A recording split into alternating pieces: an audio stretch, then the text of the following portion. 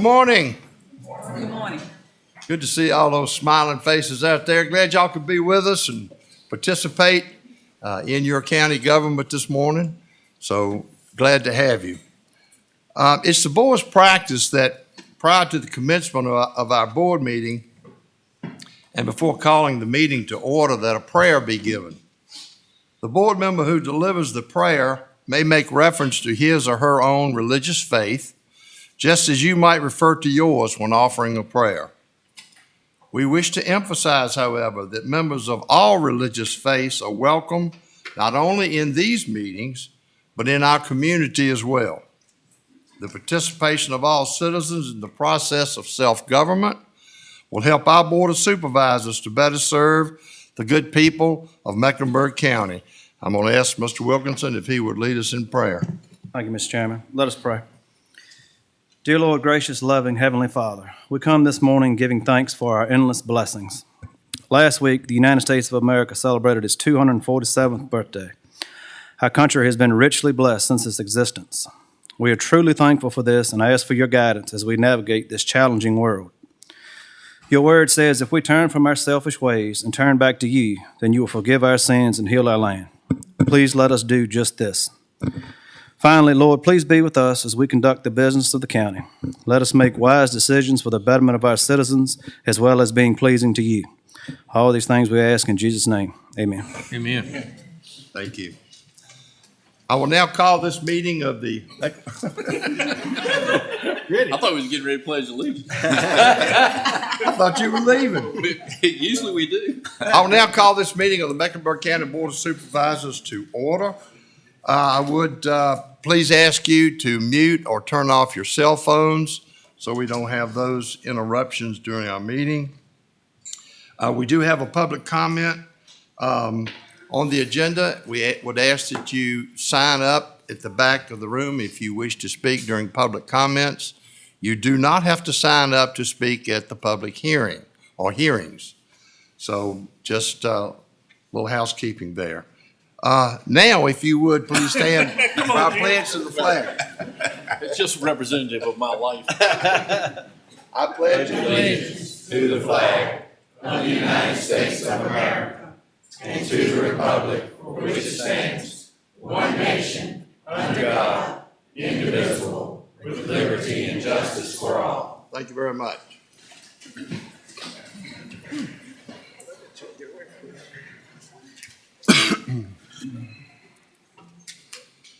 All right, Board, you have in your packet the minutes of the June 12th meeting. Hope you've had an opportunity to review those. If there are no corrections to those minutes, the chair would entertain a motion to approve them. Motion to approve. We have a motion to approve the minutes of June 12th. All in favor say aye. Aye. Opposed? Thank you. But you have the agenda before you. I do have one addition. We're going to make it item B1. I think we have Mr. Corwin Jason here this morning. Registrar's office is going to speak to us. Is that correct? Sure. Okay. All right. So that's item B1. That's the only addition I have. Anyone else have any additions or? I have one. I need to discuss checking account for the EMS. So we'll have that as item 8 under my report. Okay.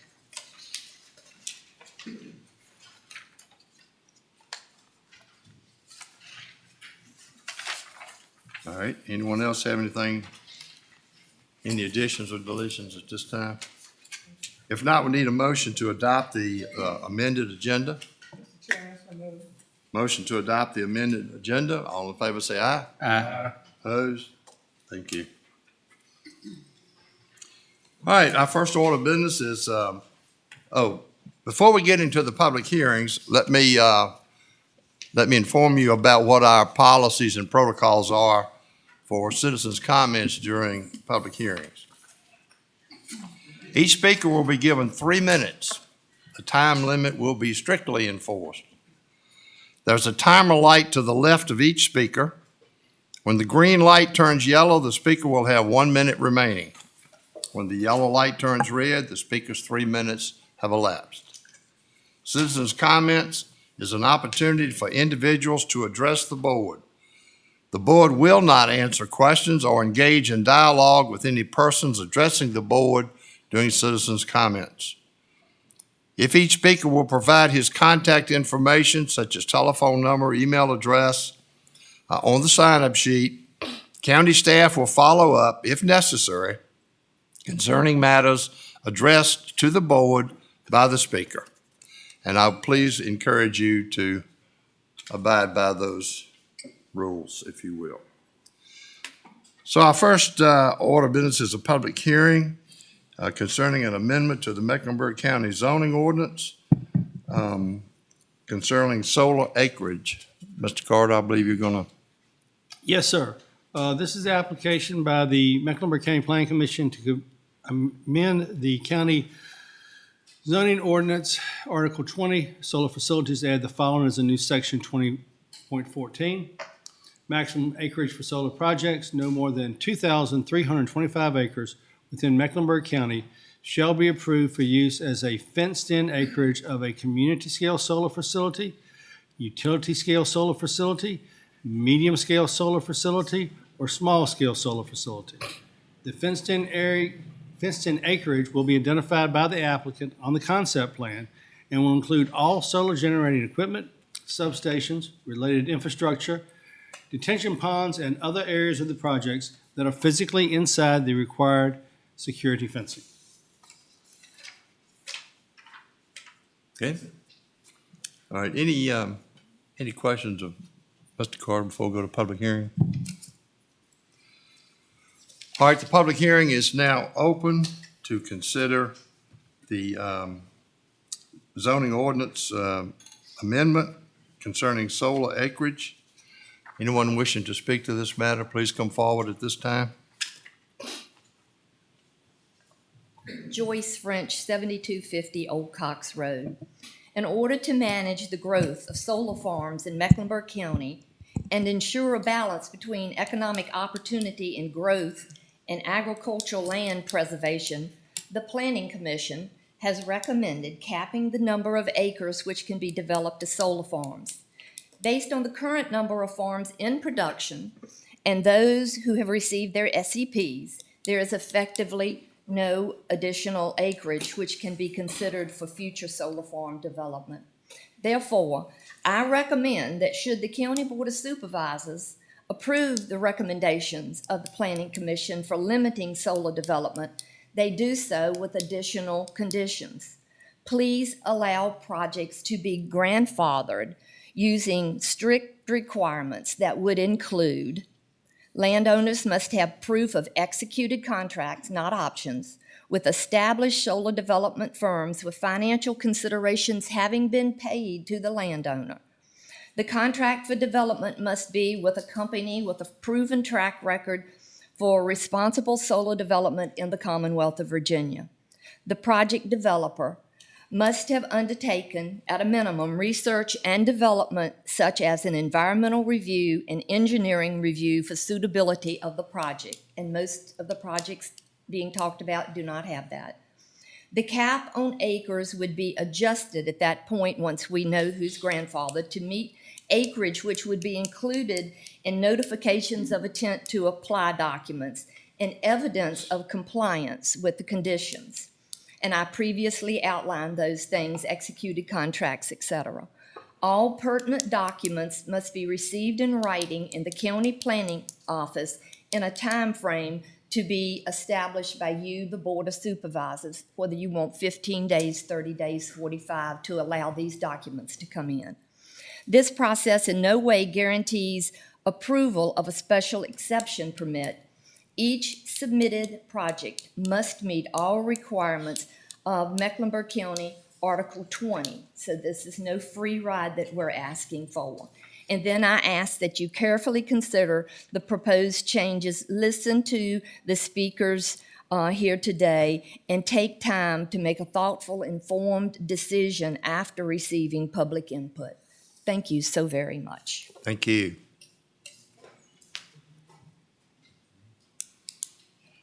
I'm Jeannie Inge on the Old Cox Road, and I'm here to oppose the solar acreage cap as proposed by the Planning Commission. Frankly, I'm not sure why I'm here. We have a perfectly good solar policy in this county that my sister and I supported and helped work on 2 years ago. And you can say no. You have the right today to turn down any solar farm. I asked several county officials why this proposal was made, and I was told we don't know. So based on the fact that I've lived in this county and know many of you for a very long time, I'll tell you what I've heard as to why this has come up. I don't want to look at it. I don't want prime farmland paved over with solar panels. Well, let me refute that there are quite a few things in Mecklenburg County I don't want to look at. I was depressed when I came through Chase City this morning and saw the businesses that are still closed. That makes me very sad. Also, I could say that it would be prudent to hire someone to do a topology map of the county. You can't put solar farms everywhere in the county. They have to be related to high lines and have to have a certain amount of land concentration that's suitable. The entire county is not suitable for this. It would be very easy to predict where these applications would come from if we would spend some time doing so. Another one I've heard is 35 years from now, how are we going to dispose of these things? Raise your hand if you were carrying a cell phone 35 years ago. Okay? Let's be honest. This is a technology project, and I was in technology for over 30 years.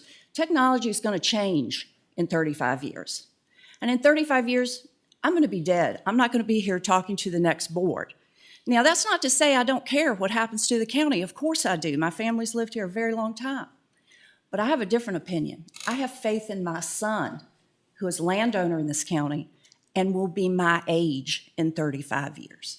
My son, our children, are going to know what to do and be responsible for this county in 35 years. And lastly, because we can. Well, as a landowner, what else can we do here in the planning and the board? So I ask you to be thoughtful about, is that a good reason? Thank you. Thank you. Good morning, Mr. Chairman, members of the board. Chris Hawk with Apex Clean Energy, 120 Garrett Street, Charlottesville, Virginia. I'm here today on behalf of Apex Clean Energy for our Family Tree Energy project and filling in for Jeff Hammond, who's the lead developer for the project. We'd like to provide detailed information on solar panel recycling, and we have corresponding written public comments that I'll leave with you after I finish to include within the public record and for your future use. Apex recently served on the State Corporation Commission's Virginia Renewable Energy Facilities Task Force that focused on, amongst other things, the life cycle of renewable energy facilities, the industry's current end-of-life operations, and supporting the development of robust, locally acceptable recycling and decommissioning methods and plans. After participating in the SEC task force, Apex was reminded that our company is on the forefront of incorporating the appropriate reuse and recycling standards in our solar projects. Family Tree Energy is a 75 megawatt solar project that has been designed to comply with all aspects of the Mecklenburg County Solar Ordinance, including, and I quote, the manner in which the project will be decommissioned. Apex will continue to further develop our decommissioning plan with your input, and we'll incorporate industry standards for solar panel reuse and recycling. Example decommissioning plan language that we've previously used includes: 1, in the event that the operation of the solar farm ceases prior to the end of its useful economic life, the installed components will be removed and recycled. And 2, many of the project's components are largely composed of recyclable materials, including glass, semiconductor material, aluminum, steel, and wiring. When the project reaches the end of its operational life, reusable and recyclable parts will be dismantled, removed from the site, and transported to reuse or recycling facilities. While Virginia does not yet have a robust recycling and reuse industry specific to solar, because it will be 2 to 3 decades before the vast majority of solar facilities are decommissioned in Virginia, there are existing component companies throughout the United States that specialize in solar panel reuse, refurbishment, and recycling. In our written statements, we have provided examples of 11 companies within 14 states, including Kentucky, Georgia, North Carolina, and Texas, to name a few. We look forward to becoming a long-term partner with Mecklenburg County. Thanks for your time today, and happy to answer any questions after the meeting. Thank you. You're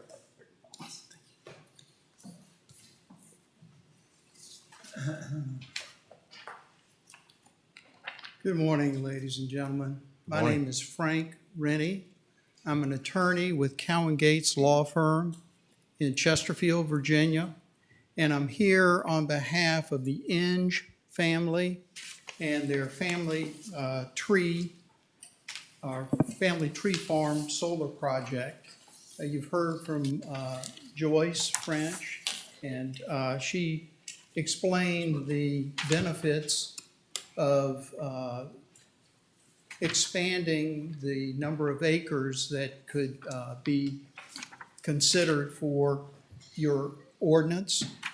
One of the reasons she offered that is because she is part of the Inge Family Solar Project that complies with the requirements that currently exist with the ordinance, and that has been in the process for 2 years now. They have the all of the information that is necessary to move forward. They have leases signed, and they want to be able to be grandfathered into this amendment that is coming up. The second reason I'm here today is to explain, I've heard from comments from some folks about wanting to make sure that the developer they're working with is first class and has a proven track record. I can tell you that Apex is such a company. One of my other jobs, in addition to being an attorney, a private attorney, is I'm county attorney in Lunenburg County, have been for 14 years. We have worked with Apex for the past 5 years in making sure that the development that they're going to do is going to be done in a first-class manner. We put in place conditions that will make sure that they perform in the manner that they say they will. And I can tell you that of the 3 projects that Lunenburg County has approved, 2 of the 3 are going with Apex because we have confidence that they are an excellent company with a proven track record. The other thing that I wanted to mention is the advantage to Mecklenburg County of what working with a solar developer like Apex can bring.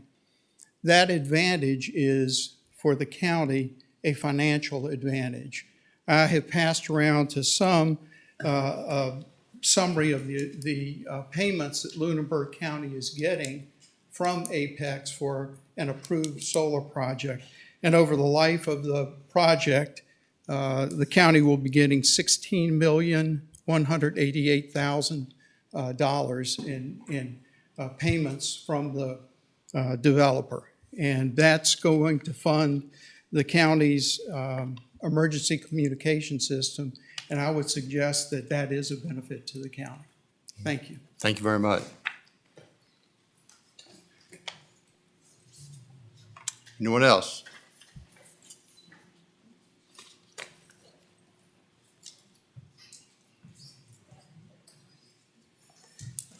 Honorable members of the board, my name is Steve Sizemore. I live and farm in Buffalo Junction and Nelson communities here in the county. I as well am here to oppose the proposed ordinance, primarily on the fact that I strongly believe, first of all, I'll say that I'm not a public speaker. So I feel so strongly about this issue, which for me primarily is about individual property owner rights. I feel like our nation was founded upon it. Our forefathers thought it of great importance that as long that we have the right to do with our own property what we desire, as long as we don't harm our neighbors. I, like probably most people in the audience here today, don't want to look at a solar farm. But I believe that government, our local government, you ladies and gentlemen, can ensure that we have proper setbacks, screenings, all of these things to basically hide, if you will, any solar project.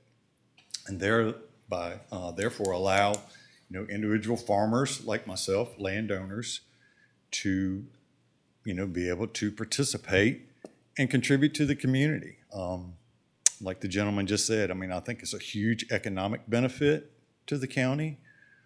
And unlike some other development in our county, I believe that it would not really draw on the county resources, right? It's not going to fill up our schools, not going to, unlike a neighborhood, wouldn't put a lot of vehicles on our roads, wouldn't tax our first responders. So, again, I believe it's a fundamental right of our government to protect the individual rights, and in this case, our landowner rights.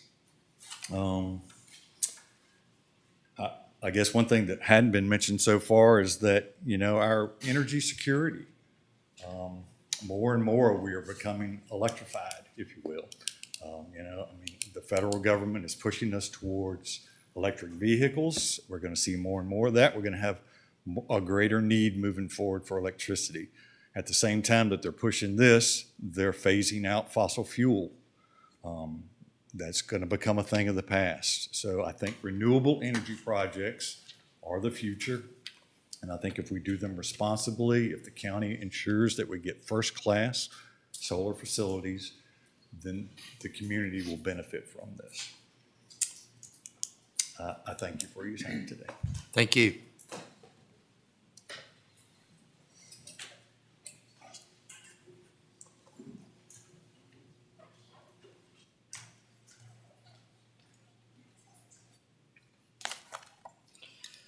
Mecklenburg County Board of Supervisors.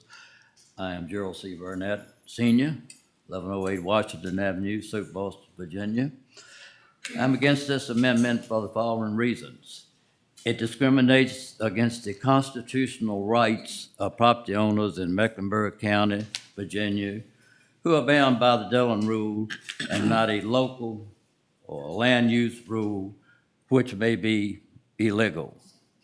It violates my 5th and 14th Amendment constitutional property rights. It forces me to join a class action lawsuit against you, which will take years to resolve. I believe the Mecklenburg County Planning Commission has a bias against solar farms. Some questions. What plan does the board have to decommission Microsoft's 1.1 million square feet of boarding sites and all the data storage facilities that will be gracing our landscape in the next few years? Why is Microsoft's money better than the income and perks that come with solar developer money? Is it not easier to unscrew solar panels and the developer dispose of them and return the green grass under them around it to make a normal landscape? Where is Microsoft going to dispose of all the brick and mortar when they have to decommission in years to come, and it's going to come? Why is this board going to make our property owners pay to litigate Dillon back to the state Supreme Court where it was previously litigated in the 1970s? We know you are skirting Dillon with ordinance amendments like you are doing today, and it is going to cost us taxpayers to litigate your skirting Dillon. I thank you, sir. Thank you.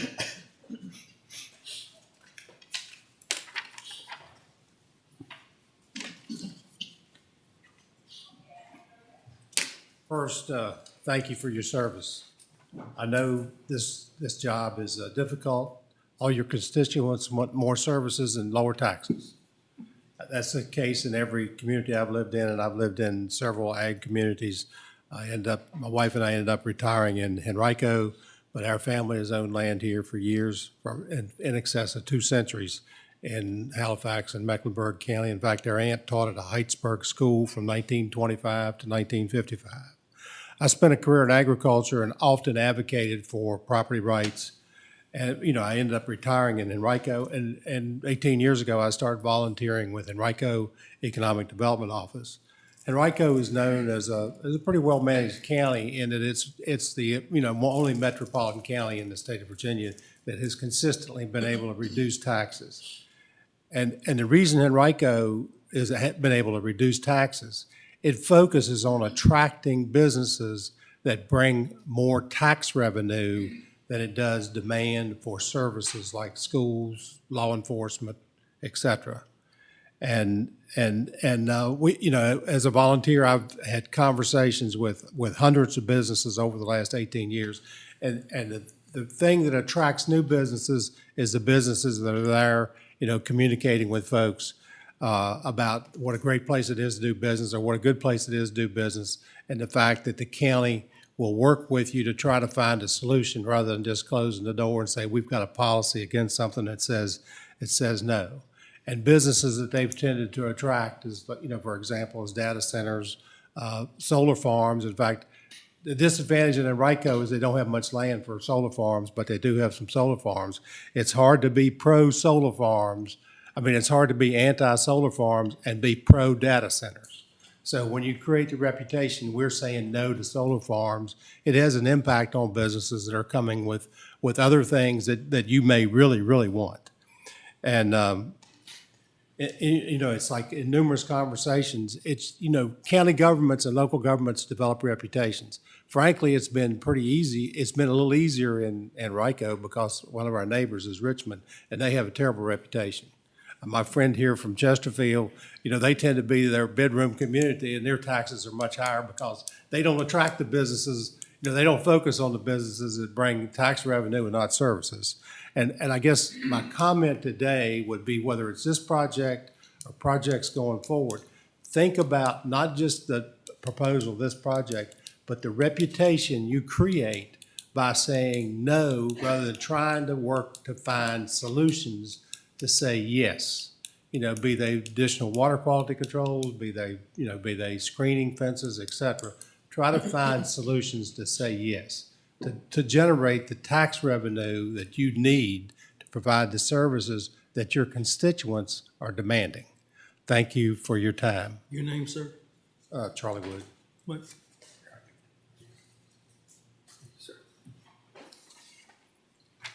Thank you.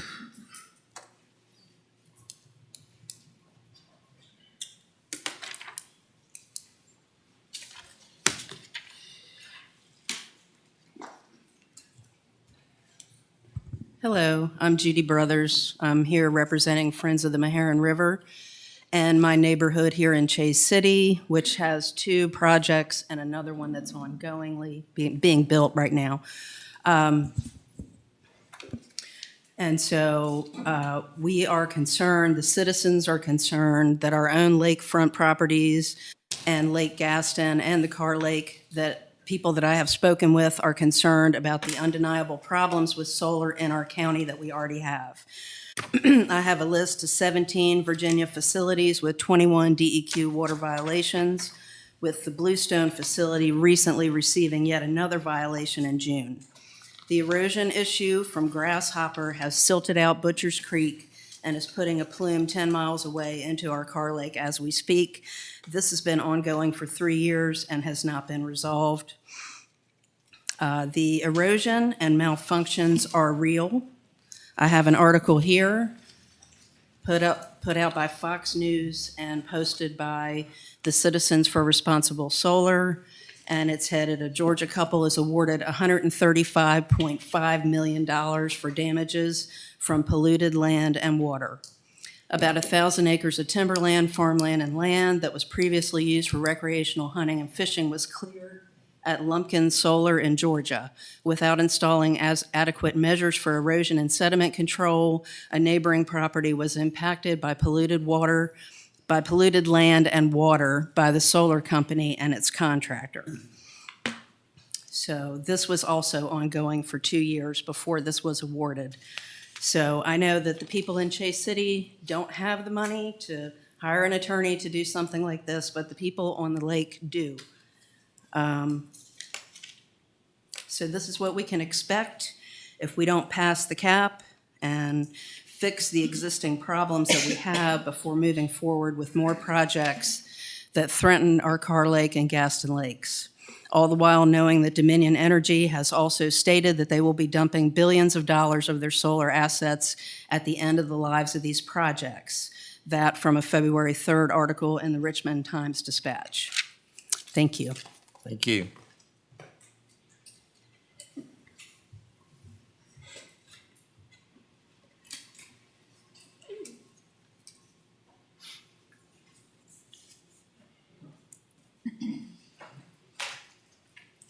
Good morning, Morning. Mr. Barber, Chairman, board members, and distinguished guests. My name is Brenda Walker. I live at 3362 Old Cox Road. Been a lifetime resident there, and I speak against the solar farms in Mecklenburg County. I think we have enough. I rode by the two sites last week, and they are disasters. They look horrible. Not only look horrible, but I'm sure the landowners and the people in those areas despise them. But we have farms on Old Cox Road that has been very well maintained. It's a beautiful road to ride down. You have tobacco, you have corn, soybeans, hay. It's just so much agriculture there. And I would hate to see that taken away from the farmers. And I also would hate to see that land taken away from the livestock and the hunters and the other activities that we have going. We certainly don't need a solar farm on the end of Old Cox Road. I'm 5 miles from 47. Well, from my house to 47 is 5 miles. My house to Microsoft is about 3 miles. So I'm kind of in the middle, and I certainly don't want to have one on each end.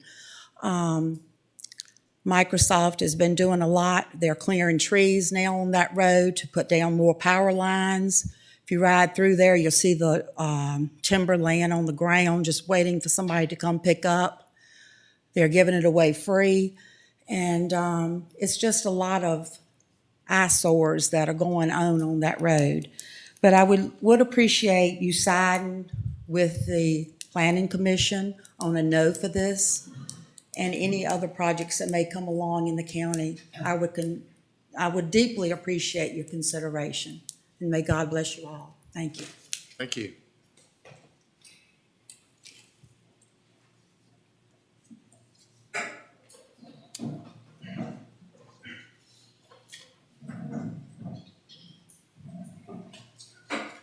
Morning, Mr. Chairman, members of the board. My name is Blake Cox. I'm from Chesterfield. I'm with a nonprofit called Energy Right. And I founded Energy Right to encourage and educate around clean energy being developed the right way on the local level, using conservative ideals like private property rights and an all of the above approach to energy.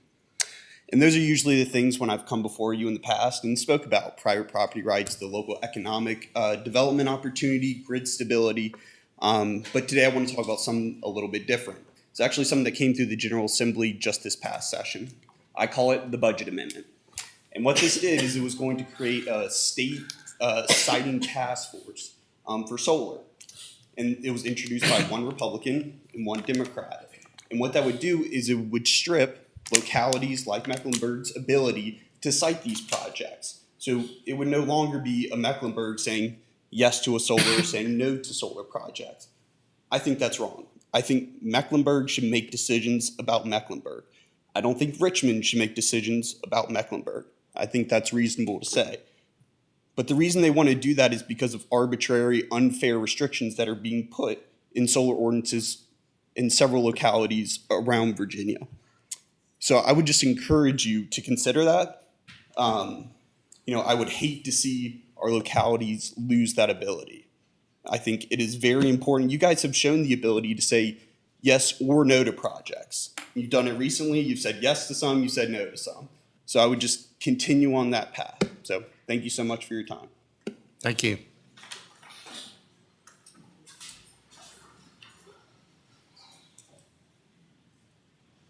Anyone else?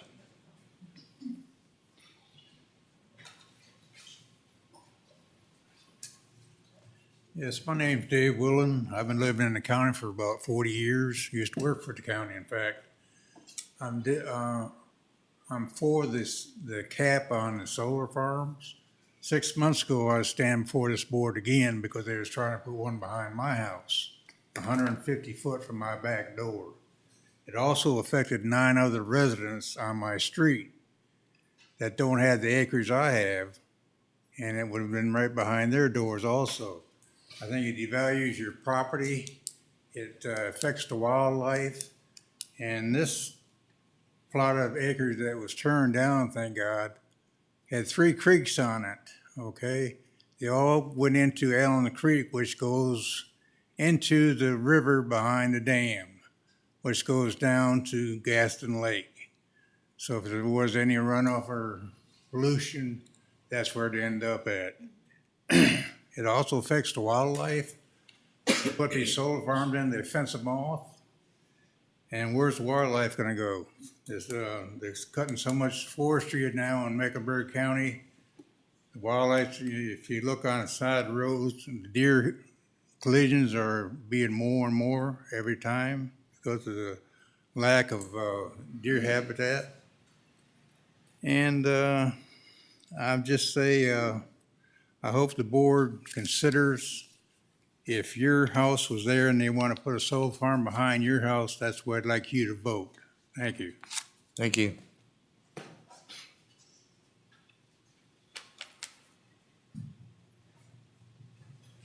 Anyone else?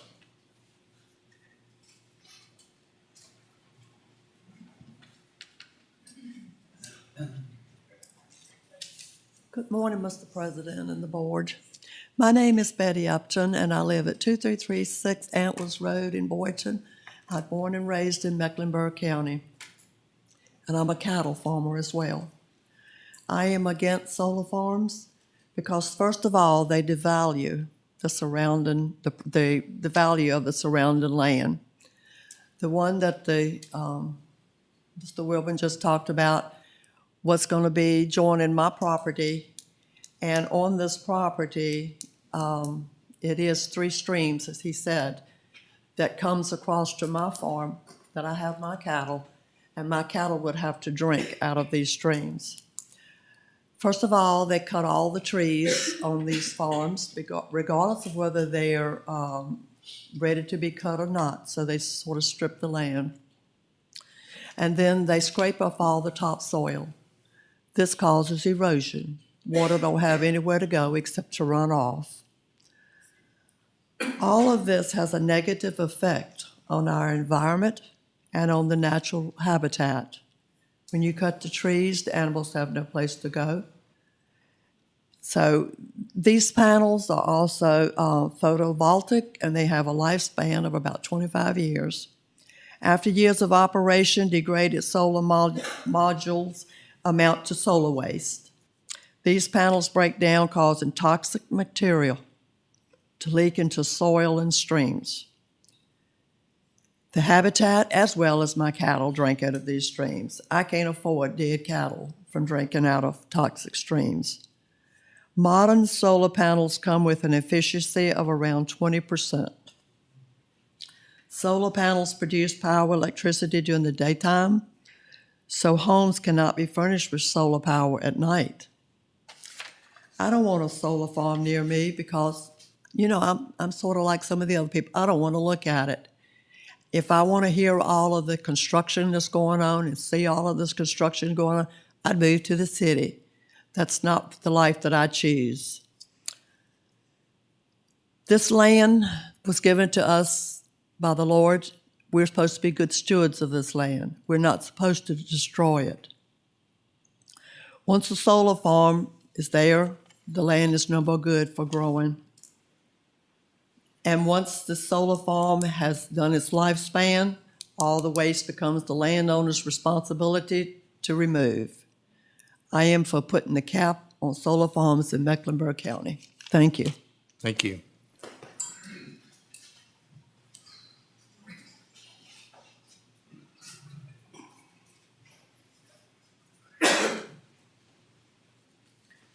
My name is Pat Pearson. I live at 276 Young Road, and that's a half a mile off of Antlers Road. I spoke before on, I believe in capping. You've already approved 5 sites in Mecklenburg County that are in the process of, and I believe in you're doing your job and taking consideration of each one. But I really believe in capping it because the land is for better use and long-term jobs and activity, family groups, growth and recreation, and the wildlife and agriculture.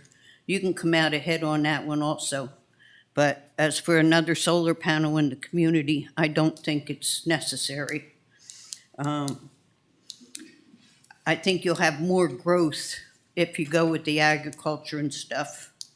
And I hope you put a cap on this situation where the solar panels are concerned, because it's not just 5 or 10 acres they take. It's like 200,000 acres on the last project that was disapproved by you guys. And I appreciate you looking into it as much as you do. Thank you. Thank you.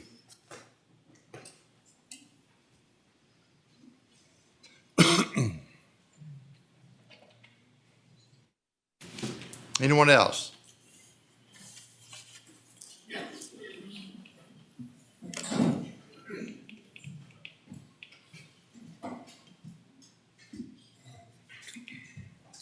Mark Eckler, 4994 Highway 58, Buffalo Junction. Ladies and gentlemen, I sent each of you a letter, and I hope you took the time to read it. I am now an official retired teacher from Mecklenburg County for 36 years. I taught technology. So I hear a lot about people saying that solar panels will pollute. Well, I saw one report where a solar field was hit by a tornado, destroyed it in some areas of it. They went in, did soil samples. There was no pollution. Most of the solar panels are encased so that there's nothing to leach out. The worst that can happen is maybe some very minute lead poisoning that would not compare to one person going out and hunting the woods or the area, shooting a deer. Would probably deposit more lead in the area than a solar panel would in its entire lifetime. Now, being a farmer, I used to live in Kentucky. I came out and married my pretty little wife, started helping her on the farm that now I consider my home since I've been married to her for 30 years. I know my property. I walk it. I was walking it the other day, putting out markers for the loggers that are there now. Now, I understand that there's a lot of issues with the farms that are already out there, the solar farms. I'm going to be speaking with my rep for the solar farm that I'm trying to put in and where they want to put it. The biggest problem I'm seeing in a lot of it is the sediment. If you go into an area that's been trees in it forever and you log it, you're going down a few inches to a few feet to remove a stump. If you do that, then you got to take precautions to keep the land from going somewhere. Now, my grandfather said that when they built the dam on his property back in Kentucky, that it would fill up overnight. They laughed at it. He couldn't read nor write. That rain came. They opened up the main gate and they had a big flood overflow. The whole thing was just roaring with water. He couldn't read nor write, but he knew what was going on because he knew his land. I know my land. I know where it needs to go if I put solar back in the timber. I know what I'm going to plant to hold the soil until it can heal. So putting a cap on stuff doesn't really solve the problem for everybody. It creates some problems. Thank you. Thank you.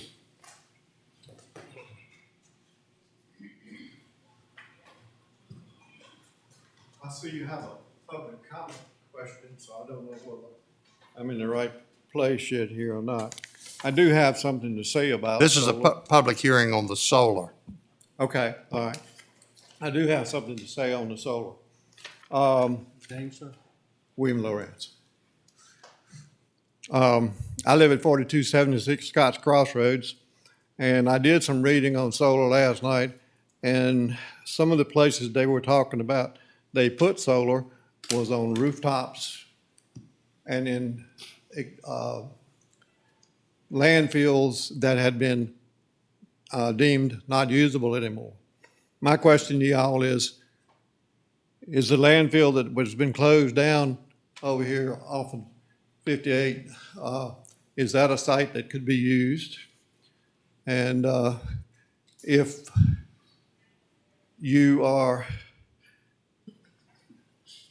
talking to the solar people about possibly using roofs of our large buildings instead of land, that is sometimes hard to come by. I do have one other thing I want to talk about, but I guess that'll come under public comment. It's about Dominion Power. Public comment. Can somebody answer me on that? It would be under public comment. Okay, thank you. Thank you.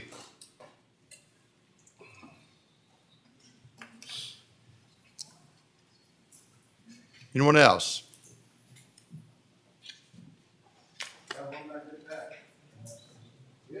Please come forward if you want to speak.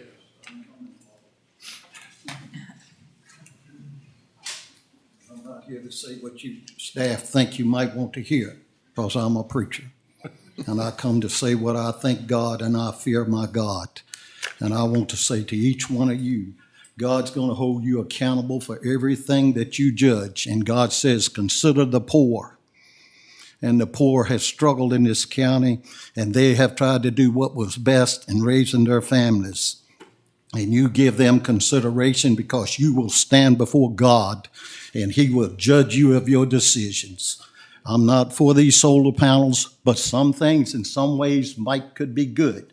I haven't studied all of that, but I just want to give you a warning. God bless this whole audience, and we better walk with God. Thank you. Your name, sir? Thank you. Sir, your name? Pastor Fuller. Thank you, sir. Anyone else?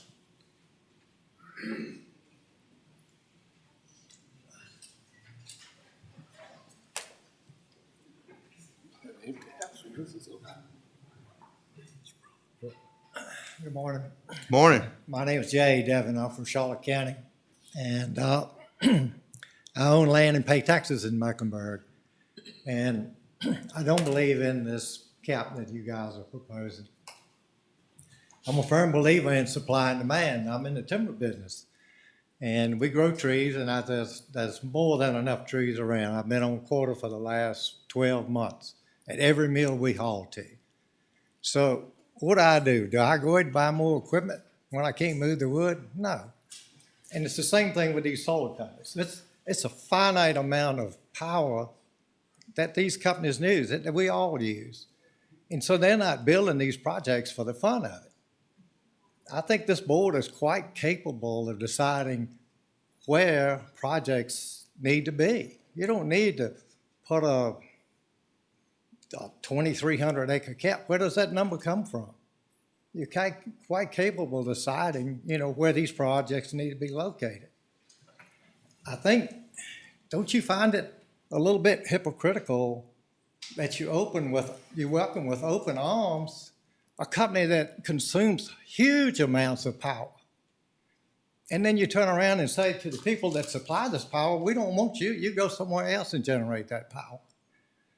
So I think I want to reiterate that judge these projects on their own merits, on their own basis. Don't just put an arbitrary cap on solar coming to the county. Thank you very much. Thank you.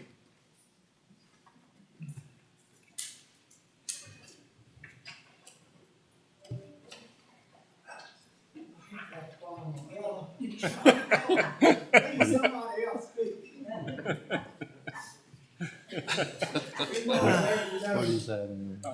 Bill David, I'm from Charlotte County. I own actually 4 farms in Mecklenburg. But I got 2 small farms in particular that I've got options on. And I'm strongly opposed to putting a cap on it. I agree that solar should be done right. It should have the setbacks, it should have the sediment controls, and if everything is done right, I don't see a real problem with it. I would like to have an opportunity for my 2 little projects up in Charlotte County and Halifax. We're getting away from the big projects. They want small community projects. That's one big thing in Charlotte now, that these small community projects are connecting to a 3-phase line, and that's in a small community.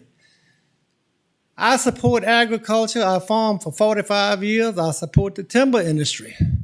Gentlemen, ladies and gentlemen, what we're doing today, you're opening up a can of worms.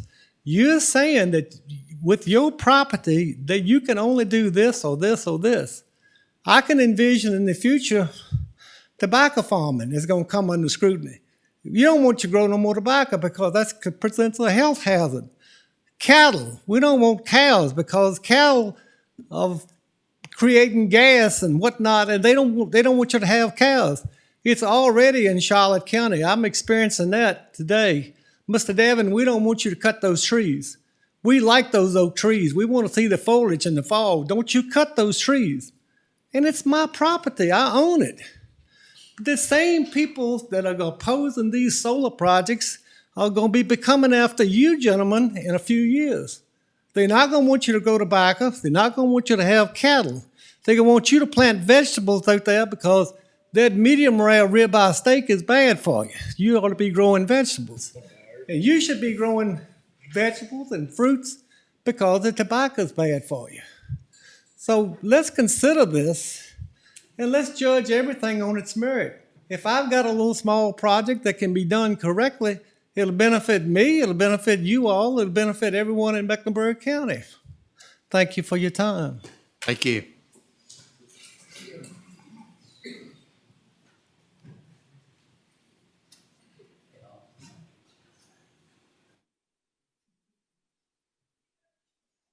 Anyone else?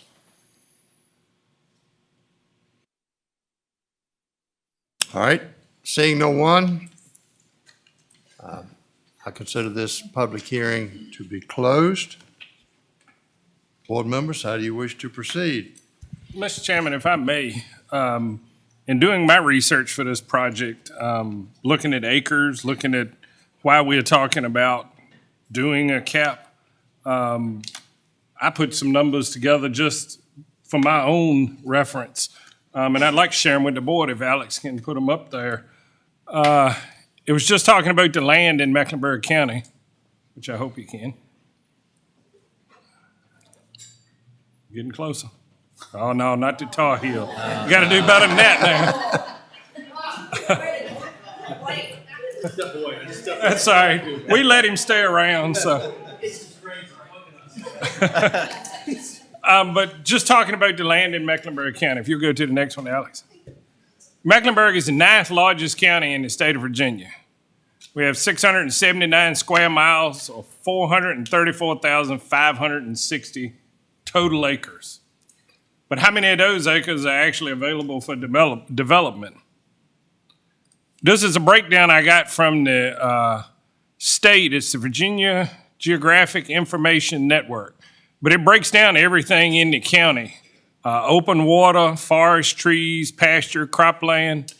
One of the biggest things that I found out was open water, 37,711 acres. That is the most open water of any county in the state of Virginia that does not border the ocean or the Chesapeake Bay. So I do say we have something to protect here, no doubt. But also we look at the cropland, the pastures. The NWI, which is other, is actually wetlands. And if you go to the next slide, Alex, it kind of explains all the definitions of all of those. All right, on to the next one. But also we're talking about we can't put solar farms in the towns, or we're not allowing them within a mile of towns. So I took the area of all the towns and just divided it out, and I may be off a little bit because I'm definitely not a mathematician. But all of the towns together roughly are 8,108 acres, but this doesn't include the mile around the town that we have in our ordinances or the 5-mile radius we established in Chase City. I wanted to know about conservation easements. I think, Mr. Branket, we talked about this. This is a list from DCR. There are 36,971 acres of conservation easements in Mecklenburg County. A lot of that is core land. A lot of it is around the lakes and stuff like that, but that was impressive to me that we already have that much in conservation easements. So the size, 434,560 acres. If you take off the open water, the wetlands, what they call impervious, which is roads and buildings, the conservation easements and the town limits, that leaves you roughly 328,900 acres of available land for development. And the questions we're looking at today, some counties use a percentage of the land available. Is it the total acres that are in the county or the total acres that can be developed? We're also discussing this, should other restrictions be placed on new projects too? I know runoff is a concern. Do we also look in this solar ordinance about any new ones having setbacks from rivers and lakes? Do we increase that? Do we put wildlife corridors in the projects? Because if you fence in 500 acres, it's kind of hard for that deer to go anywhere but around it. And also maybe no more than 50 acres disturbed at one time. Solar is affecting one area of the county more than any other, right around Chase City, because it's got all the infrastructure. It's got the grid. Maybe something we need to think about as a board is, should some of that money from the siting agreements go to help the citizens in that area? You know, go to some of the projects in Chase City. And should Mecklenburg have a cap on solar? I think most of us agree that we are going to need some type of cap just to keep it from being so expansive. We definitely need to protect our natural resources, our water, wildlife. We want to protect agriculture. All current projects are being located in one area of the county. That's a huge area of concern. And also, I've heard from people the limited number of jobs that a solar project brings after it's completed. Yes, they pay taxes and we don't have to do infrastructure in schools for them, but still there are not many people that can work there once it's built. And then the issues that we've had with previous projects. And then I just put the Planning Commission has presented to the board a cap of solar of 2,325 acres. Is that the right number? Then the last slide is, if you divide the total number of acres by the cap that they propose, that's 0.52% of the total acres in the county. And if you use the total number of acres available for development, it's 0.69% of the total acres. So do we leave any room? And I just put these numbers up there for reference. Of the 328,900 acres, 1% would be 3,289. 1.5 would be 4,900 and some change, and 2% would be 6,500. But I just wanted to throw these numbers out there to the board just because I felt I needed to educate myself on it, and I just wanted to share it with the other members of the board. Mr. Tanner, does that include, when you're taking out the land that's not really accessible, does that include subdivisions outside of That's towns? what the one that they said, the buildings and what they called impervious is roads and structures. It's not just towns, it's Right. any house. Yeah, it's roads and structures that are already there. But, and like I said, I'm sure the numbers, you could go either way with it a little bit, but I was just trying to get the best idea that I could as far as what we had available and what we were currently using. So they're saying it's only 434,000. If you divide the square miles by that, that's what it comes out to be. As I think it was 600 and some square miles. And when you divide it out, that's roughly what it comes out to be. Okay, all right. That's all Well, I had, Mr. Mr. Chairman. Thank you. Yeah, Mr. Chairman, well, as you know, that I represent the people of District 8. and I want to emphasize that again, the majority of the people in District 8 that I represent in my district, today we got 2 solar projects of approximately 1,000 acres already built. We got 1 solar project of over 400 acres being built. We got 2 more projects equaling to approximately another 1,000 acres that has passed the 2232 already. This is many more acres there's many more acres in my district that is under option right now. The overwhelming majority of the people I represent and throughout the county don't want these projects in their county or in their backyards.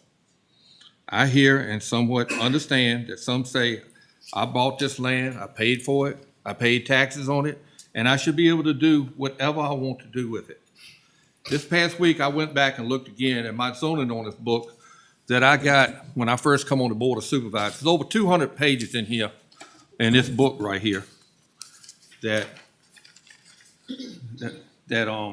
tells you what you can and cannot do on your land. Every county in this state of Virginia has this. A majority of the ordinance in this project, in this book here, protects surrounding landowners and stuff. That's what it does. So with that said, Mr. Chairman, I'd just like to make a motion that we support the recommendation of the Planning Commission that voted 9-1 to put a cap on this 2,325 acres of fenced-in solar panels in Mecklenburg County. Okay, all right. You've heard the motion. Any further discussion? My concern is that, just like a gentleman came up, it has a small amount of acreage, that that doesn't require the large grid work that Mr. Brankley's got in his area that they're so attracted to. But, 5,000 kilowatts facility or something like that, that could certainly be hidden from sight on a, decent tract of land, that it's going to be cutting those out of those opportunities. And that's my biggest concern. The large scale being operated only in his district, Mr. Brankley's district, I understand exactly where his people are coming from. But, we're the 9th largest county. I feel like there's room to put some facilities, smaller scale facilities, in other locations. That's all. You read this. Any other discussion on the motion? It's a resolution in our package that should go along with my recommendation, and Alex is going to read that at this time. This is a resolution of the Mecklenburg County Board of Supervisors, amendment to Mecklenburg County zoning ordinance to add section 20.14, maximum fenced-in acreage for solar facilities. Whereas, after conducting a duly advertised public hearing and after consideration of the comments made, the Mecklenburg County Board of Supervisors considers the following from the staff report presented to it by the Mecklenburg County Planning Commission. 1. The Planning Commission is responsible for guiding the future development of the county, and the Planning Commission is concerned that without an acreage ceiling, the agriculture nature of the county will be diminished. 2. The Planning Commission recommended that the county should have a limit on the total approved fenced-in acreage for solar facilities, specifically 2,325 acres of fenced-in area for solar facilities. 3. The Mecklenburg County Comprehensive Plan acknowledges that prime farmland and timber production are key components of the county's economic base, and solar facilities shrink the amount of available land for these uses. 4. A total acreage ceiling on the amount of fenced-in area for approved solar facilities will ensure that the county's streams, creeks, lakes, and other waterways will remain protected. 5. Measuring the fenced-in acreage of solar facilities ensures that all generating equipment and related infrastructure of a project is included, and the fenced-in acreage is a reasonable and generally understandable method for limiting the total amount of solar facilities that may be approved. 6. The Planning Commission determined that the proposed fenced-in acreage ceiling would preserve the rural characteristics of the county. It is accordingly hereby resolved by the Mecklenburg County Board of Supervisors that the Mecklenburg County zoning ordinance is amended to include a new section, 20.14, which reads as follows. Section 20.14, maximum fenced-in acreage for solar facilities. no more than 2,325 acres within Mecklenburg County shall be approved for use as the fenced-in acreage of a community-scale solar facility, utility-scale solar facility, medium-scale solar facility, and small-scale solar facility. The fenced-in acreage will be identified by the applicant on the concept plan and will include all solar generating equipment, substations, related infrastructure, detention ponds, and other areas of the projects that are physically inside the required security fencing. All right, thank you, Alex. Any other discussion? All right, we have a motion. I'm going to ask for a roll call vote, and if you are in favor of the motion, your vote will be yes. Jenny? Mr. Brinkley? Yes. Mrs. Lundy. Yes. Mr. Tanner? No. Mr. Jones? No. Mr. Jennings? Yes. Mr. Hargrove? Yes. Mr. Wilkinson? No. Ms. Blackwell? Yes. Mr. Barber? Yes. 6-3. 6-3, motion carries. All right. Moving on.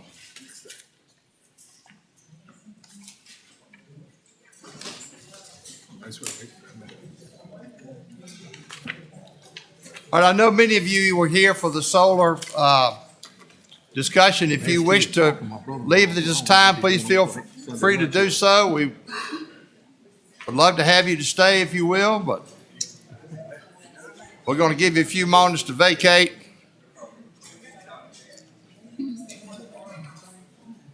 I ain't get one of them books when I came up. I look at it online. No. You want to borrow mine? No, it's online. I can look at it. I will.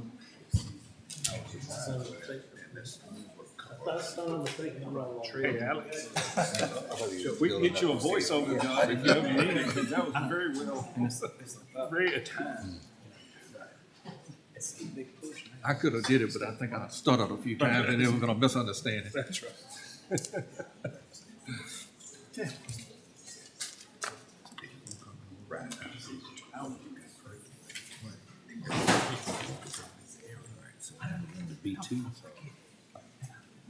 All right, moving on, we have special exception permit applications to consider for public hearing. The first one is Terry and Sherry Fox. Yes, sir. The Mecklenburg County Planning Commission received an application by Terry Fox and Sherry Fox for a special exception permit to allow for a blues and rock festival annually.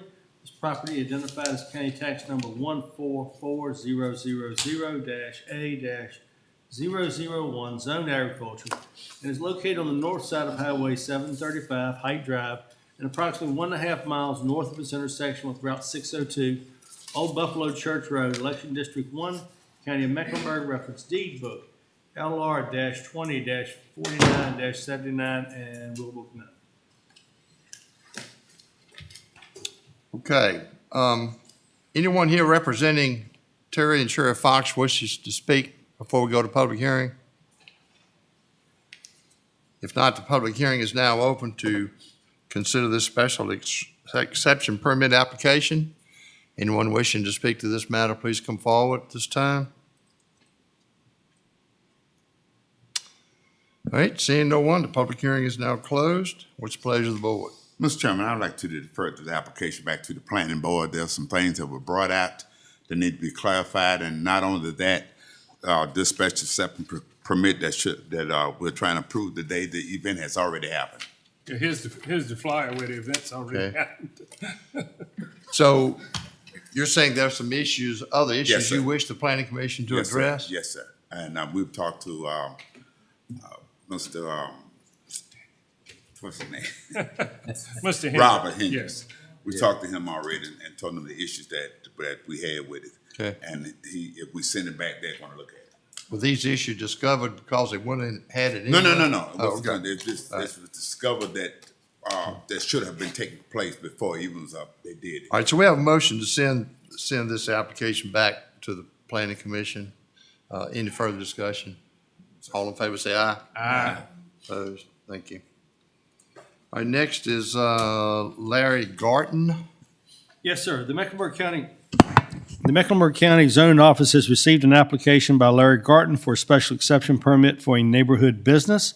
This property, identified as county tax number 1800000-07-003 and zoned agriculture, is located on the north side of Highway 93 and approximately 1/10 of a mile north of its intersection with Highway 751 Golf Drive.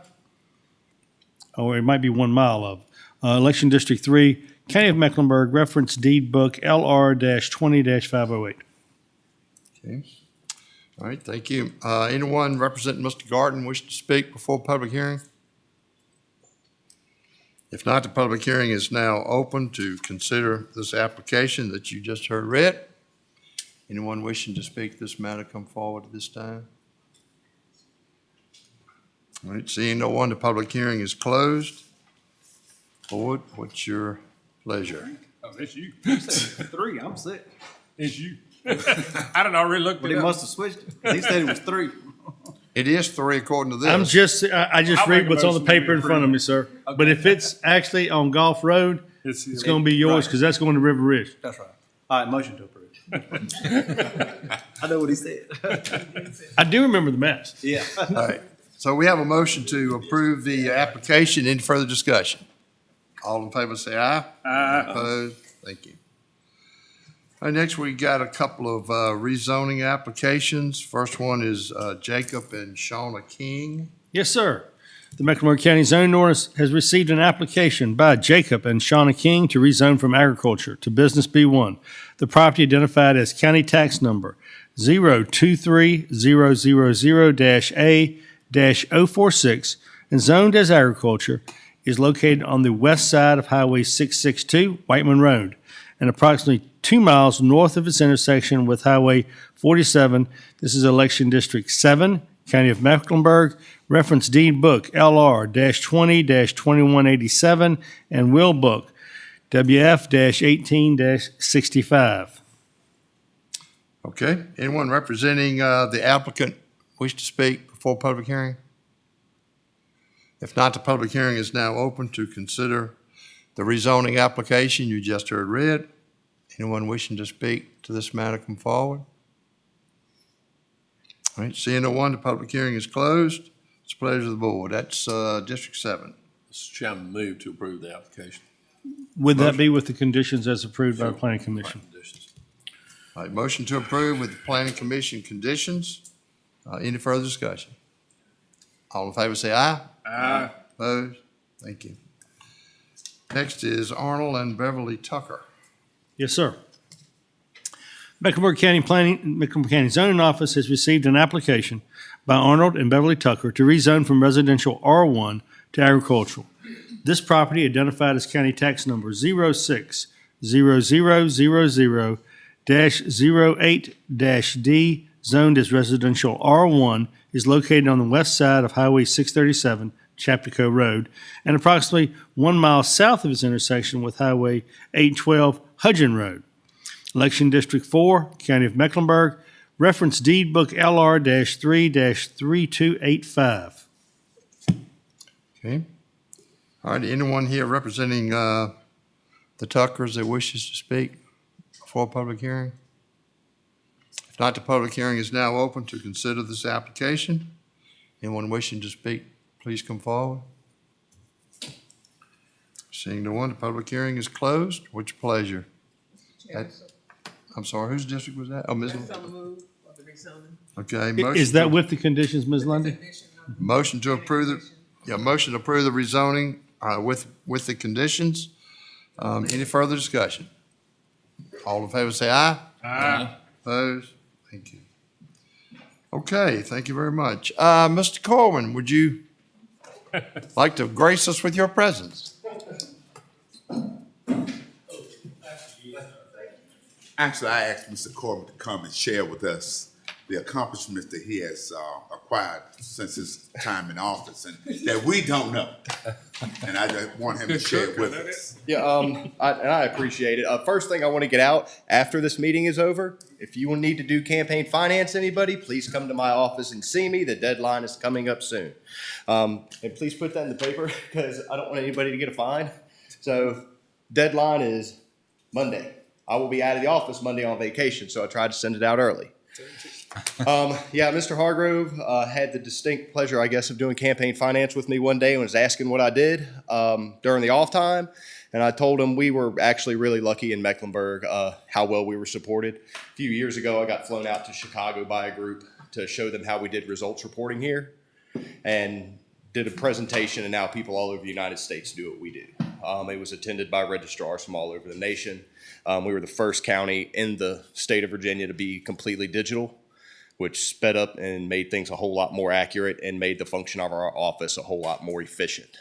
To this date, I am on probably every technology task force that the county or the state has as far as setting the security measures that we have to use across the Commonwealth of Virginia to make sure that our elections are safe and secure. So that's what we do. I appreciate all y'all's support over the years, but I'm glad I got to remind y'all about this campaign finance because this is new for everybody this year. So if y'all have any questions for me, as always at the office, please stop by and ask. Try and be available except for next week. Jason, you run a very tight ship. Thank you, sir. Absolutely. Very good. Very, very professionally run operation down there. Thank you. Thank you. I appreciate y'all and all the support, and I'm going to sit back in the back. We want to say thank you, and you cook some good beef too. Thank you. Oh, yeah. That's right. He does cook. He's an excellent cook. All right. All right, next we got our public comments. I will read all the names, even though I think there's only one that's going to speak. Joyce French, Frank Rennie, Chris Hawk, Jeannie Inge, Bill McBride, Mark Eckler, Joseph Pastor, Judith Pastor, Pat Pearson, Charles Wood, Brenda Walker, Judy Brothers, William Lawrence. You're back up again, Mr. Lawrence. Lawrence. Sorry. Thank you, sir.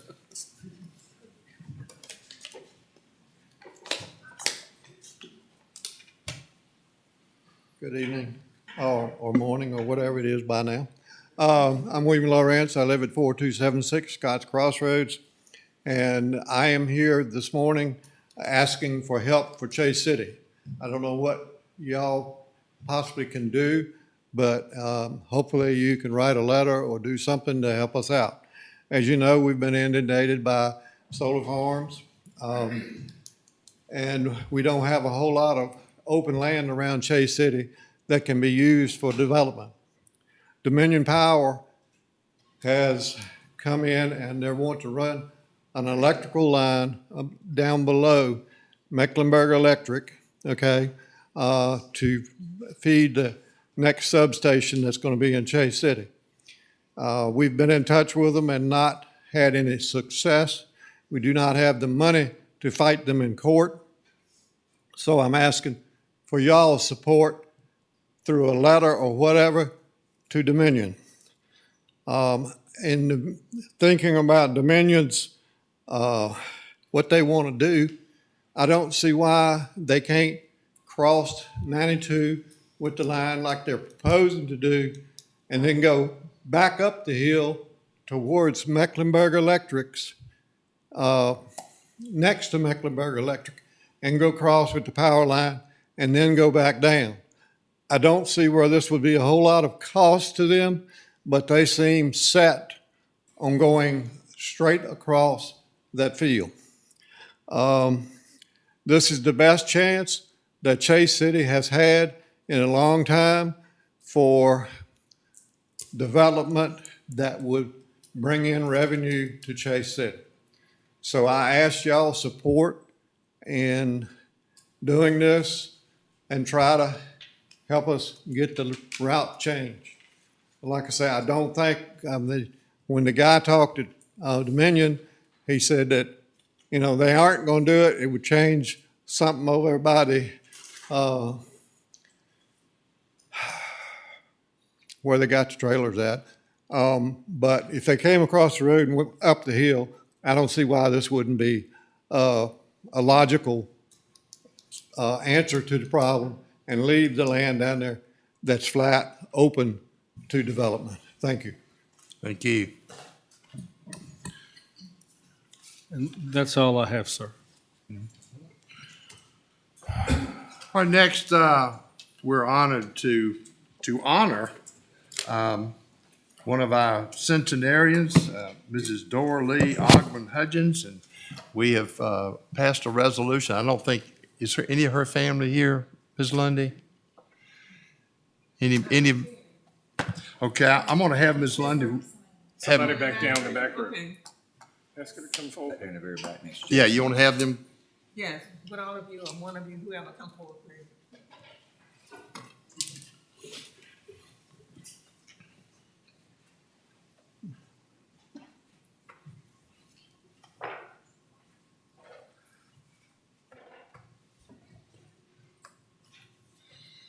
If y'all could go this way a little bit. Yeah, so we can see. This is a resolution honoring Mrs. Dora Lee Ogman Hudgens, and it reads thusly.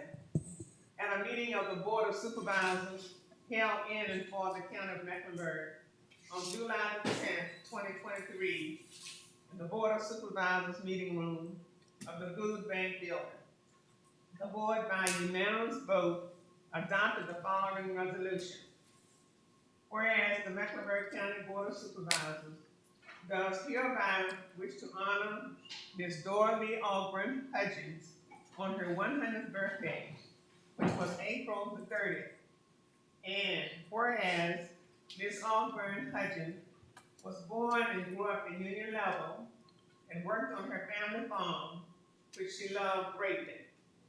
And whereas she began a career as a custodian at Buckhorn Elementary School in 1976 and worked there for 17 years, where she was honored in 1991 with an award stating that she was the cleanest, that it was the cleanest school in the county. And it was only through her diligence, effort, that this occurred. And whereas Ms. Ogman Hudgens enjoyed baking pies and working in her flowers, her real joy was serving as the deaconess and president of the usher ministry at the Greater Hayes Grove Baptist Church. Whereas her true joy is as a mother of 7 children, blessed with having 5 generations of family members who number over 70 descendants. And therefore be it resolved that the Mecklenburg County Board of Supervisors does hereby honor Ms. Dora Lee Hudgens upon reaching her centennial birthday, done by H. Wayne Carter, 3rd Clerk, July the 10th, 2023. Please give this to her.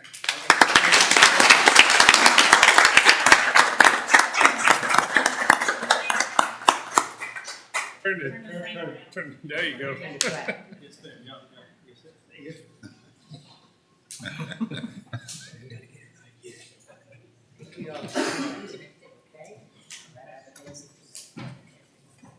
Thank you all very much. I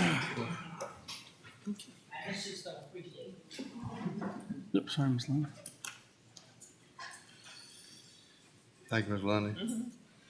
All right, we have also had the pleasure this morning of having with us Ms. Sheldon Barr. She's the new executive director, I guess it is, of VCU Hospital in South Hill. Welcome, glad to have you. Please come on up. Thank you for having me today. It's an honor and a privilege to be here. I've left a couple of my cards.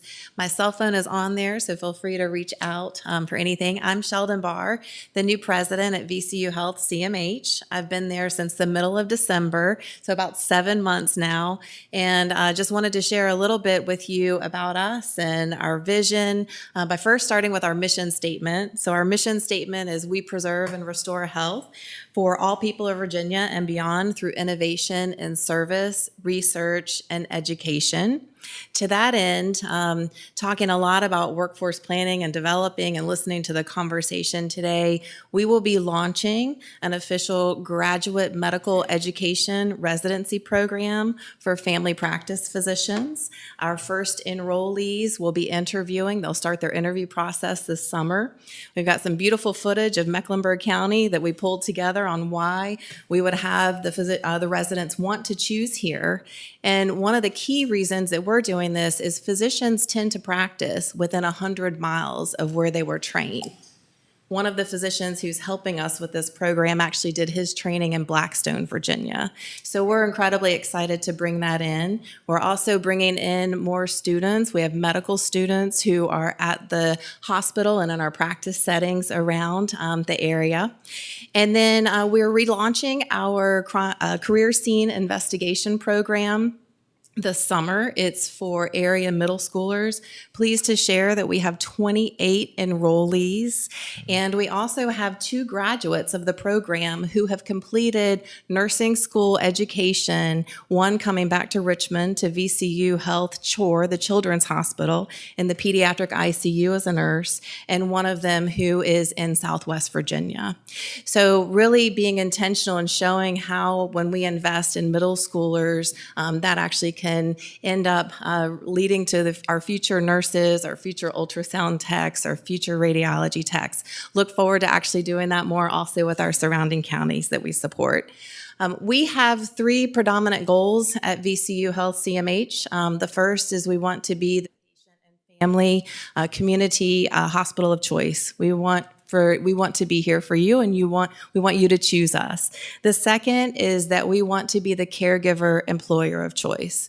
What is a caregiver? Anyone. Whether that is somebody preparing the meals in our hospital, whether that's somebody cleaning the halls, or whether that is a doctor or a nurse delivering care. And the third is we want to grow, mature, and establish new services and programs to meet the needs of our counties that we serve. So I will open it up to any questions that you may have, and you'll see that we are also, I'm a very active person on a personal level. My husband and I have had a place on the lake for 10 years, moved here from Florida. We're off of Poplar Creek in the tip of Brunswick County, and we've come home. We have a daughter who lives in Raleigh, North Carolina with our twin grandchildren, a daughter who's an architect in Richmond. So we're right smack in the middle of where our 2 girls are. They can't say that we favored one over the other. And we have an 8-month-old golden retriever named Marley, who will grow up and become one of the dogs on call program for the hospital as well. Any questions for me? I just have a comment to make. I know I can remember vividly when it became public that the hospital was looking to partner with someone and restructure it scared the daylights out of me. I had visions of us losing our hospital and all of, our services, and, had visions of having to drive to Richmond to, get any kind of service. And then, lo and behold, to end up with what we have is just, it's incredible. And I know from experience what my mother went through when she was getting her cancer treatments, getting in that van and driving to Richmond. Tom, you can relate to that. And so it's quite a jewel in our community that we have there. So. Well, Thank you for that. And if I might add, the Solari Radiation Oncology Program will celebrate its 10th year in August. So we will certainly be extending invitations to the members of the Board of Supervisors and would love to see you there. Right now, over 600 patients a month are receiving treatment in our radiation program. Also, the Massey Cancer Center, of which we are the largest affiliated cancer site for Massey, just received the very, very special award of being a comprehensive accredited program. There are just a handful in the nation to have that status, and we have 22 active clinical trials just alone here out of Mecklenburg County for patients with cancer. I was listening to one of our tumor boards, and what was just such a blessing for me, I've been in healthcare for 28 years, I'm a nurse myself, and one of the blessings is that for every patient that was talked about, all of our specialists were on this meeting. We had our radiation oncologist, our radiologist, the attending physician, the treating physician. We had lab, our pathologist that was there, and each person had an option for a clinical trial. And you guys, not a lot of healthcare systems can offer that. So thank you so much for your trust and faith in us. It was incredibly impressive to see. Okay. Anyone else? Well, thank you so much for visiting with us this morning. Thank you. Thank you. Okay, Ms. Carter with Tri-County.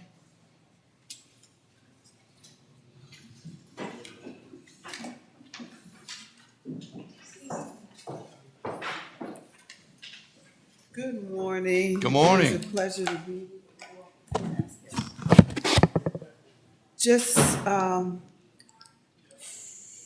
first, I'd like to say good morning and thank you to this board. And today was kind of difficult for me. This, I think, is my first visit since the passing of our board chair, Mr. Glancy Spain. We continue to miss him and his presence and his wisdom. And so we would like to thank you all for your support during that time. And we also would like to thank you for sending Miss Lundy our way as to fill a vacant space on our board. So just wanted to highlight a few things that have been happening at Tri-County. The Volunteer Income Tax Assistance Program went well this year. This was the first year that we actually had a physical site in Mecklenburg County. We had appointments taken at our Chase City site this year, and we had lots of people take advantage of that. The reason we run that program is to ensure that people living in poverty are not taken advantage of during tax time. We recognize that there are people who have come to us and said they have paid upwards of $250 to get simple taxes done. And so we want to make sure that that doesn't happen. And so that's why we run that program on a yearly basis. We did receive a grant for permanent supportive housing.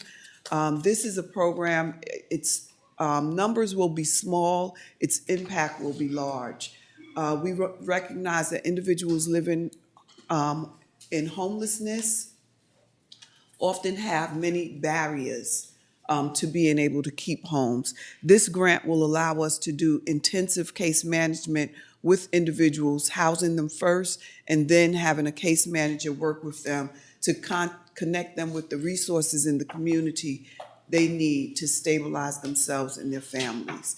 And so we're excited about that grant that is just starting, and you'll hear more about that throughout the year. We are also partnering with the Virginia Department of Health on homelessness again. That's in Charlotte County only right now, but we're doing another program with them that will also include Mecklenburg County. Our weatherization is not in Mecklenburg County, but we continue to optimize housing for homelessness through our weatherization program. Our annual audit was done, and we received a clean audit. Our agency is a low-risk auditee, and we're very happy about that. We will begin our needs assessment this month, starting to develop our new strategic plan. We recognize that post-COVID, things have changed in the communities, and some of them not for the better, but we want to make sure that we keep our finger on the pulse of the community and what they need. So you'll be hearing about some focus groups that will come, not in addition to the ones that we will be doing strictly for Tri-County. We also will be partnering with Centera Health to do focus groups throughout the community. They'll be giving us, they actually already awarded us a grant to be able to give a stipend to people who show up for those. So we'll be probably giving $50 Walmart gift certificates to people who come out to the focus groups. And so we'll be doing those in the communities that we serve. And we're also doing the Head Start Summer Enrichment. We'll open our Boynton class. Actually, classes start today for our Head Start children to have that summer enrichment, because we recognize that because of COVID, there were children who just were not in an educational environment. And so we're extending those services through the summer months. So that's a little bit of what's happening at Tri-County right now. Did anyone have any questions for me? Anyone? No, sir. Sounds like y'all are pretty busy. Yes, we are. Yes, we are. Thank you all for your time, and you all have a great day. Thank you. Service. Okay.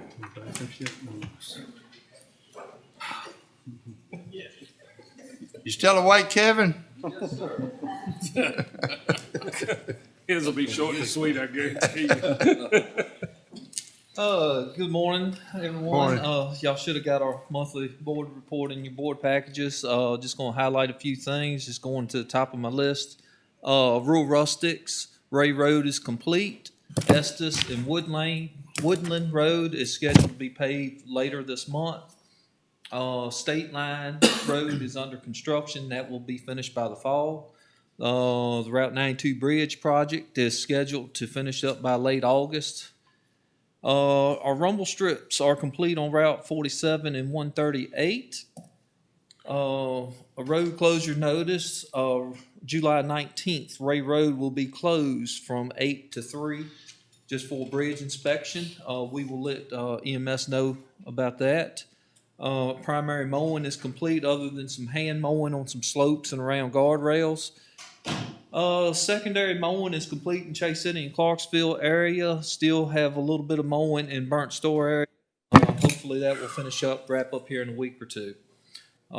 Clarksville is doing some sweeping and litter pickup in preparation of Lake Fest, and Route 58 is scheduled for litter removal this month. To answer Mr. Barber's question last week, I did pull up some stats and numbers for you.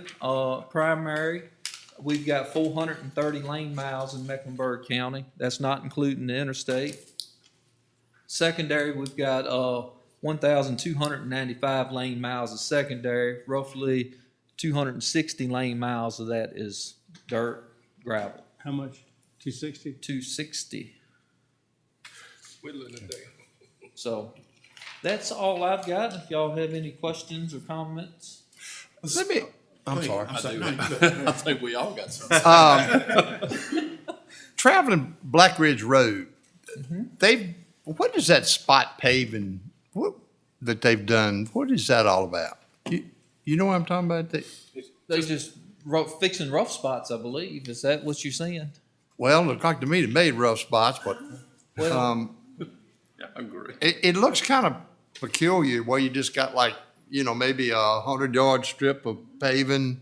I think they did it with a motor grader just past where. Yeah, they did. They did it with a motor grader, and It's all over these back roads. is it? I just happened to notice on that one particular If road. you get some, I guess if y'all are getting breakdown on the corners, y'all kind of level it up with that, We'll correct? level up with, we Is do it- the best we can with the. Okay, I was just curious. With How the long motor grader. has that practice been going on? I've been. Really long time then, okay. I've been with the department for 27 years and it's Well, been doing that. It must be more cracks than it used to be. Roads get wide. Yeah, I was just curious about it, you know, what that was all about. So that, okay. Question. Yes. Where Bridge Road and 654 comes together at Hillsborough Church, Mhm. off of 47, I'm still getting complaints, and I'm a complainer too about this. You need to cut those bushes on that fence down to the fence. Okay. You can't see anything around the curb until you get in the curb. Yes, ma'am. We sprayed that last year, but it's Spraying not gonna happen, still. you got to cut from the top to the bottom. It hasn't been like last 15 years, before that it wasn't there. Okay. We'll see what we can do with the fence. I mean, we can't mess up the farmer's fence. We can't. Or you can ask the farmer. Okay. We'll ask him, see what he can do. If you want to ask him to see what he can do, that'd be good too.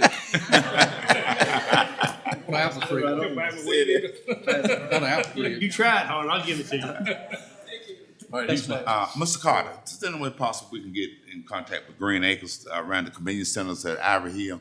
What's up? Right on that hill where the light pole is, just before you get around the curve. They bush out the road people did, but it needs to be kept down. Can we get them, since it's already down, to keep it cut so that people, when they exit, they can see around the curve? Okay, I'll text that. Okay, thank you. I'll call him later on. So where they bush hog in the curve, we just need to try to keep that cut down also. Okay. Yes, sir. No problem. All right. Smith Crossroads between number 1 and Goods Ferry. I had a constituent call me and basically said the road's coming all apart from a lot of log traffic and dump trucks and all. I haven't personally seen it myself, but he did want me to bring that up. If somebody could take a look at that. We'll check it out He today. said you can visibly see in some parts of the road coming apart. And this is on Smith's Crossroad. Right, yeah. We'll check it out today. Thank you. Yes, sir. Ms. Linda, you might want to contact the midnight tree trimming service. They can. Well, could y'all have that with the bush hog, run it and just cut it off above the tree level? I've seen y'all do that at other places. We do that. It's just thick in that fence. It's grown up into the farmer's fence. And like I said, last year we sprayed it and was hoping to knock it back a little bit, but it's just up in the fence. And you almost got to physically cut it out from underneath the fence and drag it out of there. Couldn't just cut it off at the top and. No, because it's sitting on top of a bank. I mean, it's still a sight distance issue. I'm trying, Miss Lundy. I swear I am. Well, You got a pile saw your way? Yeah, you too, right? Well, you don't want to try to help Miss London. Hey, man, She sits beside you. I noticed y'all cut the grooves in 47, yes, sir. and I know that road's been there for decades and all. What is it when y'all do that on those roads? And I know it's to keep people from crossing over the line and that kind of thing, but I mean, a little bit puzzling as to the need of it. Research has shown that they drastically decrease runoff of the road and hit on collisions and stuff. And, well, that's good. It's related to cell phones. Everybody's on a cell phone, right?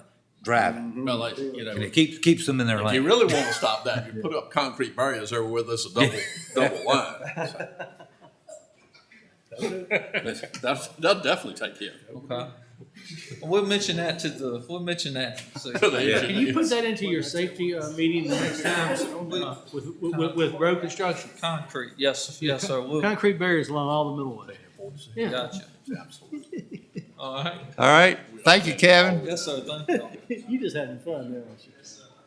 All right, Mr. Jones, Economic Development Report. Wasn't paying attention.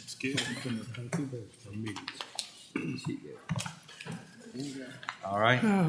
The Economic Development Committee met on July 10th, 2023 at 9 a.m. in the Board of Supervisors Meeting Room, Boardman, Virginia. Members present, Charles Jones, Chairman, Tom Tanner, Jim Jennings, Sterling Wilkerson. Others present, Glenn Barber, David Brankley, Brenda Blackwell, Claudia Lundy, Andy Hargrove, Wayne Carter, County Administrator, Alex Gottschalk, Deputy County Administrator. Chairman called the meeting to order. Mr. Carter reviewed the bid received from RRSA 8.36 MGD wastewater treatment plant expansion. 5 bids were received. Upon a motion by Mr. Jones, the committee voted unanimously to recommend approving the lowest bid received from Heron Construction Company Incorporated at a cost of $24,672,000. I'd like to put that in the form of a motion that we approve this $24,672,000 to Heron Construction Company for the upgrade on the wastewater treatment plant expansion. Water treatment plant. Water treatment. It's got written in It's here got wastewater, Yeah, but it is water It's treatment, water plant, not a Okay. wastewater. I'm just reading, what's it? Water treatment. We gotta treat the right stuff. Right. Yeah, we need, yeah, we don't want to do that. Oh, you treat both. Really? All right, you've heard the motion. Any discussion? All in favor of the motion, say aye. Aye. Opposed? Thank you. All right, Alex, I think you have an ordinance amendment concerning polling places. Yes, sir, Mr. Chair. A few months ago in March, the Electoral Board via Jason came before you to inform that 2 polling places would need to be moved. And they requested your permission to apply to the Office of the Attorney General to do that. The Office of the Attorney General approved, and those polling places were used subsequently in the June primary that was recently held.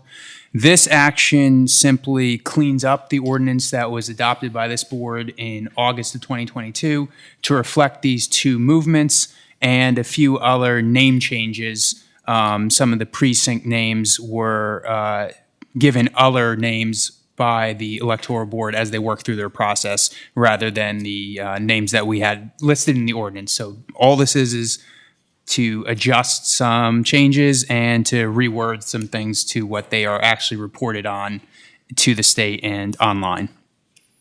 Okay. Anyone have any questions? All right, we need a motion then to amend this subsection concerning polling places. So moved, Mr. Chairman.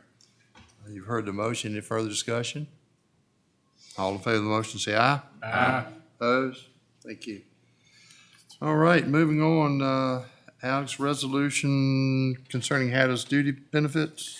Yes, sir, Mr. Chair. This is another action that will correct an action that we previously did based on subsequent information. In November, this board directed us to go forward and provide hazardous duty benefits to our new EMS personnel, which is authorized by the Code of Virginia.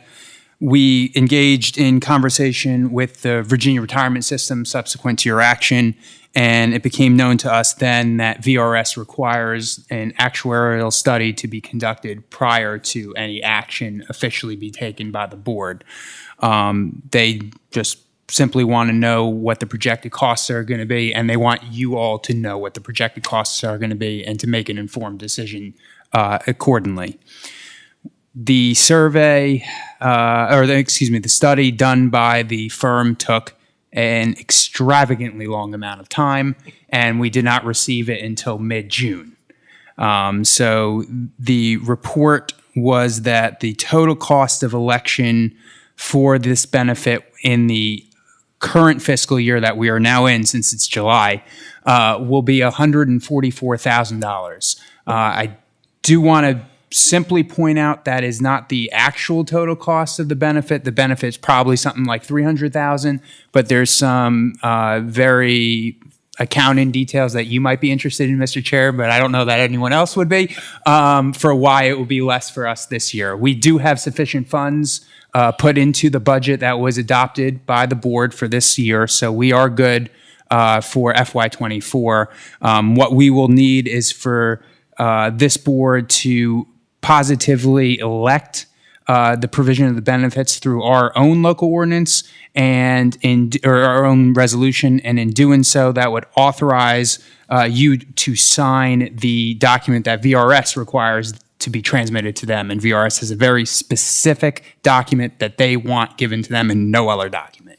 So that's what the action being requested today would be for the board to enact the resolution before you, which then will allow you to sign the document. And so we can send it in, and the benefit can be provided effective August the 1st. Okay, all right. Any questions? All right, we need a motion to adopt this resolution. So that- moved, Mr. Chairman. All right, we have a motion to adopt the resolution that Alex just outlined to us. Any further discussion? And you did say August the 1st. Yes. All in favor of the motion, say aye. Aye. Opposed? Thank you. All right, thank you, sir. Mr. Carter? Yes, sir. You've got the building inspector's report. Permits are down for June. This is probably the first downturn we've seen in the last 3 years. Hopefully it's a momentary one, but there is a huge amount of contracts out, according to the building inspector's office, for contractors to build. I think part of it's just a backlog. They've been just at such a rate they were not able to keep up. So we're hoping that's kind of where we're at. Plus, of course, you've seen interest rates increase several points, which that's probably affected the mobile home numbers. We'll just have to see how people get used to having 6% instead of 3%. We've got that permit. With that said, zoning permits are still holding steady. ENS, of course, our fees are up with regards to that. Animal control, still able to adopt out 75% of the animals will return home. We're very lucky to have some excellent shelters that we work with. Sheriff's report.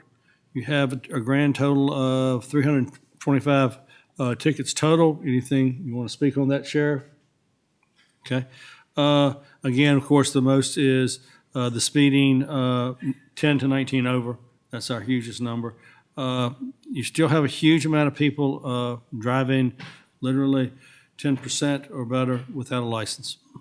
So you have the number of business checks, 1,700 for the month. Questions on that? You have Southside Behavioral Health's regular monthly report. Next, we'd like to be able to apply for a grant from the 911 committee. There's one for the state has. This is actually to give bonuses to 911 dispatchers. There were some given to the sheriff's office back with the General Assembly.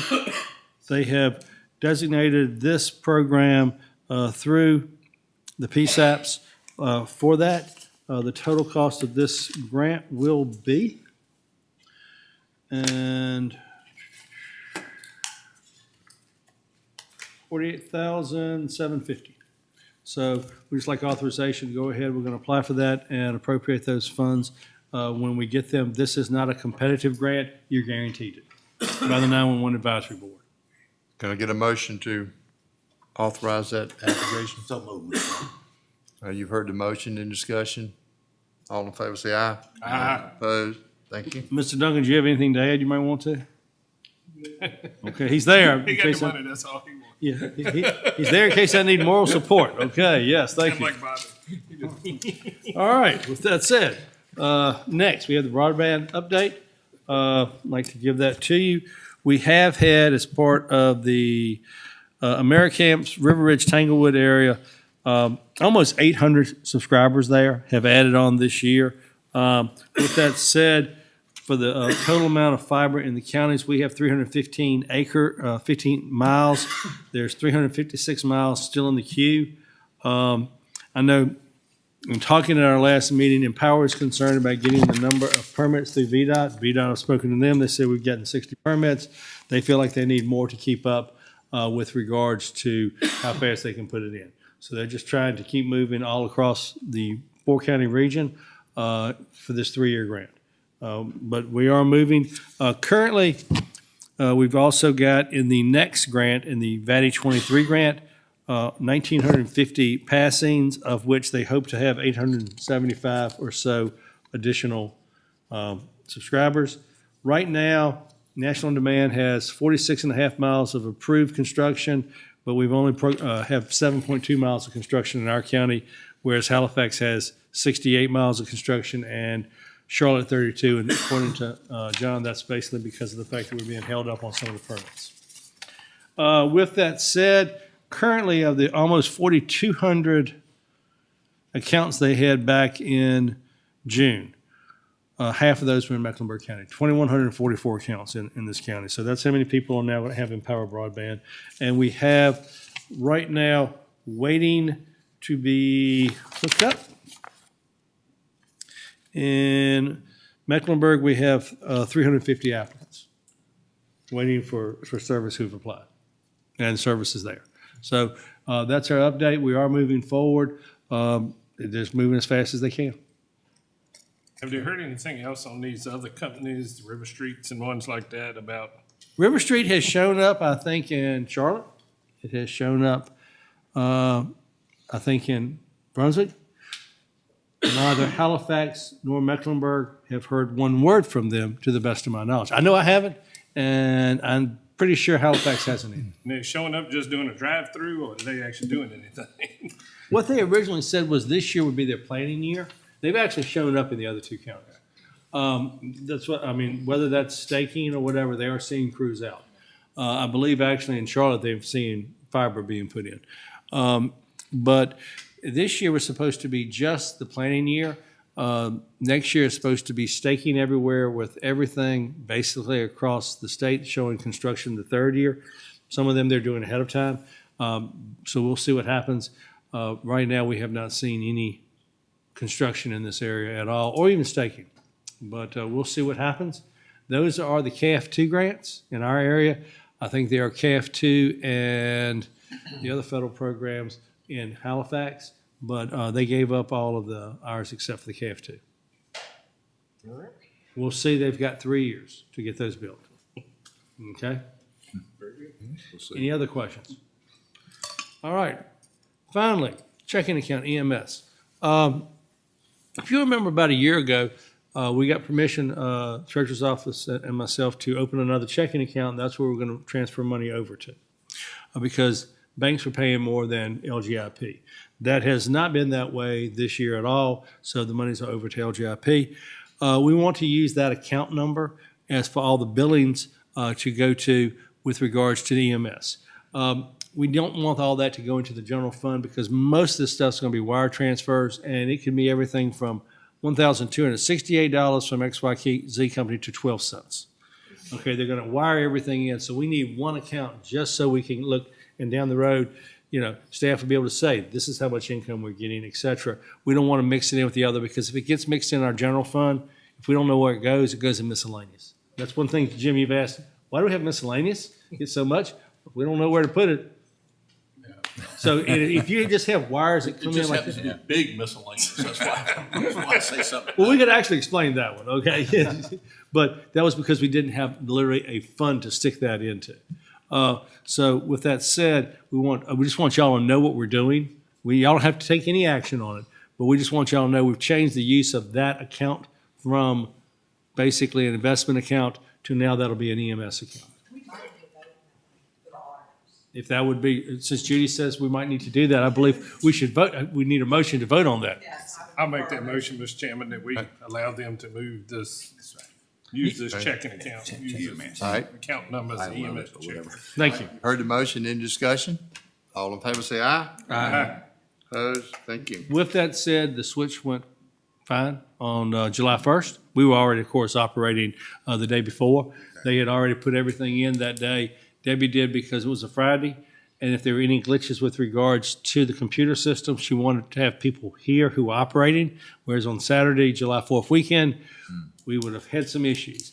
There were no issues at all. To the best of our knowledge, we have been billing, et cetera. Everything is running fine. She told us we had 50 calls, and we answered 50 calls. Good. Yeah, we've been. That's right, that's right. They've been busy. Yeah. I really think that on our new start at EMS, I think that we're thoroughly blessed. Without Yes. such confusion and so forth, I think that we are thoroughly blessed. I would have to agree with you, sir, but we're just gonna knock on wood and not say much, okay? All right, that's all I have. If you have any questions for me? No, thank you so much. All right. Thank you, sir. All right, you've got in your packet the RRSA meeting minutes from their May 23rd for your informational purposes. On appointments, We still don't have anyone stepping up for the Southside Behavioral Health Board, so. I'm working on that too. Okay, Tom's working on that, so we will continue to table that until we get an applicant. The terms of Ms. Hilda Pereira and Jane Lipscomb on the Mecklenburg County Library Board expired June 30. They are not eligible for reappointment. We have a email from Robert Rosenthal with two recommendations to fill their spots on the library board, and that is Catherine Axon Keel and Amanda Bowman. And Robert and the library board is recommending them as candidates. So does anyone else have anyone they wish to recommend? They wanted us to. If not, I need a motion for us to appoint these two ladies to the library board. All right, we heard that motion in discussion. All in favor say aye. Aye. Opposed? Thank you. You've got the consent calendar in your packet. Hope you've had an opportunity to review that. If there are no questions concerning that, need a motion to adopt it. I move to approve this consent calendar, Mr. All Chairman. right, motion to adopt consent calendar. All in favor say aye. Aye. Opposed? Thank you. All right, looks like that brings us down to board member matters. So let's see. Mr. Tanner, why don't you start? Sure. Thank you, Mr. Chairman. One of the things I want to make sure we take time to, Impact Church was here over the last few weeks working out at a school, and they were doing a lot of projects across several counties to help people that really needed it. And this group Right. has come here, this is the second year they've come here, and they've really done a tremendous job in helping the citizens of different areas. So we definitely want to say thank you to them. Also want to say thank you to all our new EMS providers. I know we went live, like I said, we're in the EMS business now, whether we want to be or not. But they've been doing a tremendous job. I know there will be struggles down the road, but we'll work through them. But just want to say thank you for all the ones that are out there doing it. And Chase City's 150th anniversary, it was pretty neat online to see all the stuff that they pulled out the time capsule and see people's letters that family members had written and stuff like that. And I think with them burying another one, hopefully somebody will be here in 50 years to read that. It'd be Miss Lundy. Miss Lundy's going to be here. I know she will. Just make sure you wear that hat you got, Miss Lundy. I feel comfortable she'll still be here. And speaking on the RRSA stuff, we've still been waiting on the booster station that's on 58. The parts are finally in. They are assembling it now. So hopefully by the end of the week or the end of the month, we'll have that taken care of. And also, I know we mentioned the jail every once in a while. The numbers are still improving. They're not where we need them to be yet, but we are making progress and hiring employees and stuff like that. So. That's all I got, Mr. Chairman. All right, thanks, sir. Ms. Lundy? Yes, I was very pleased to see those strips in the highway, the safety strips, so it can alert people going off the shoulders, off the side of the road, and also coming over the line. But they do that a lot. Sometimes I had to almost take the ditch on 47. That's a kind of dangerous highway. You know, realize that? You just don't even know. Yes, it's a really dangerous highway. I'm very happy to see that. And I'm very excited about my new placement on the board, the Tri-County. They are doing some beautiful services for the people. Thank you. Okay, great. Thank you. Mr. Franklin? I might need a minute or two of your time, Mr. Hargrove. Mr. Chairman, can I yield all of my time to him? I don't want it all. As you remember, last month, I brought up about the planning commission with the members and I think Wayne sent out an email showing that some of the districts will be vacant. And we talked about it at the planning commission, and they all agreed that they would like to all stay, and then we add the vacant members on. So I don't know whether we need a motion for that, Wayne, or what do we need to do there? Sounds better to do it. Yes, sir. Let us look back. We'll figure that up because we've got each other. We got time. I mean, everybody's covered until January 1, so let's try to get something this fall. Okay. That's okay with you, sir? Yes, sir, that'd be great. Okay.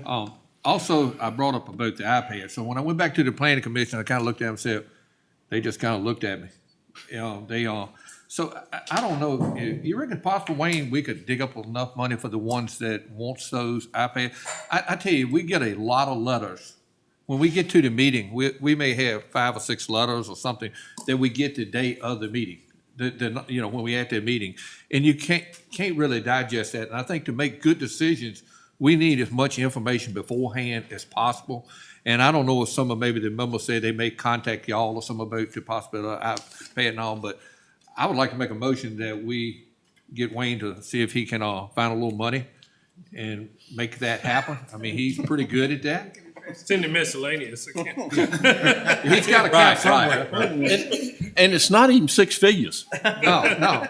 I mean, what was that figure? What was that figure today, Mr. Jones, we spent? 24 what? Million. Well, it's 25 million we spent on the water treatment facility. That would show them out. Yeah, just Mr. Franklin, that would be multi-purpose, no problem. Multi-purpose. Okay. Yes, sir, we have that. I have And that. David, they probably need some training along with from IT, I would think. Yeah. Oh, yeah. And I'm sure some handle few of all them. that. Case Jenny. We got a few probably Mr. Blaylock people that you're gonna have to still send them a package and stuff and so on. Well, can we go with a cheaper version?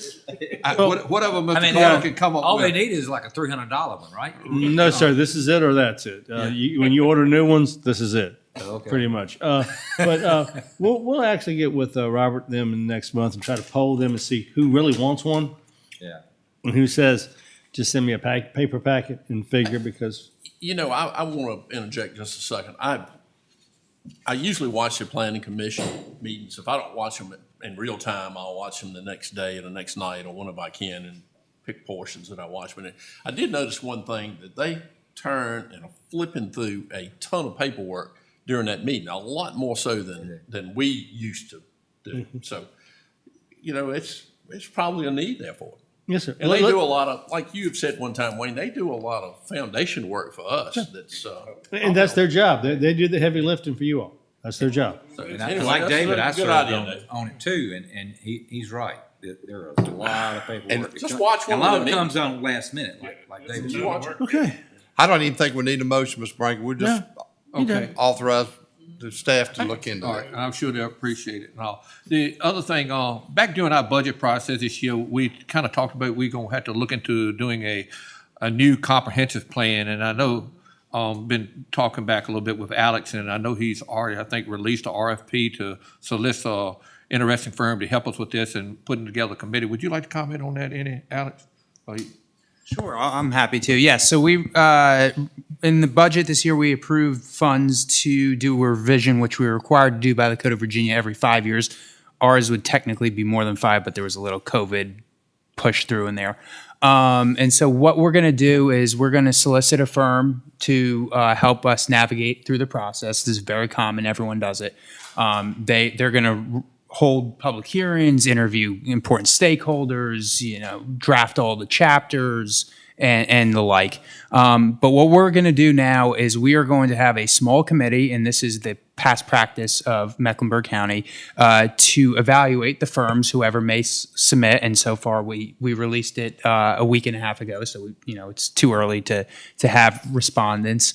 But we would like to have 2 members of this board on that committee, as well as 2 members of the Planning Commission. And then we're going to have 3 private citizens, so it's going to be a total of 7 members, plus Wayne, Robert, and I as staff support.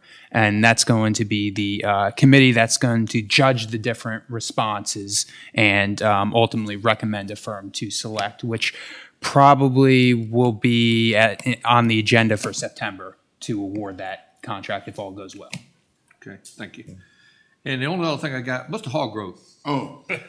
Would you pray for my wife just as soon as you could? The last 2 speakers that got up today that was in favor of us not capping the solar were my brother-in-laws. And my wife is working for one of them, and I expect both of them are right there sitting with her at this moment, pounding her about what her husband did today.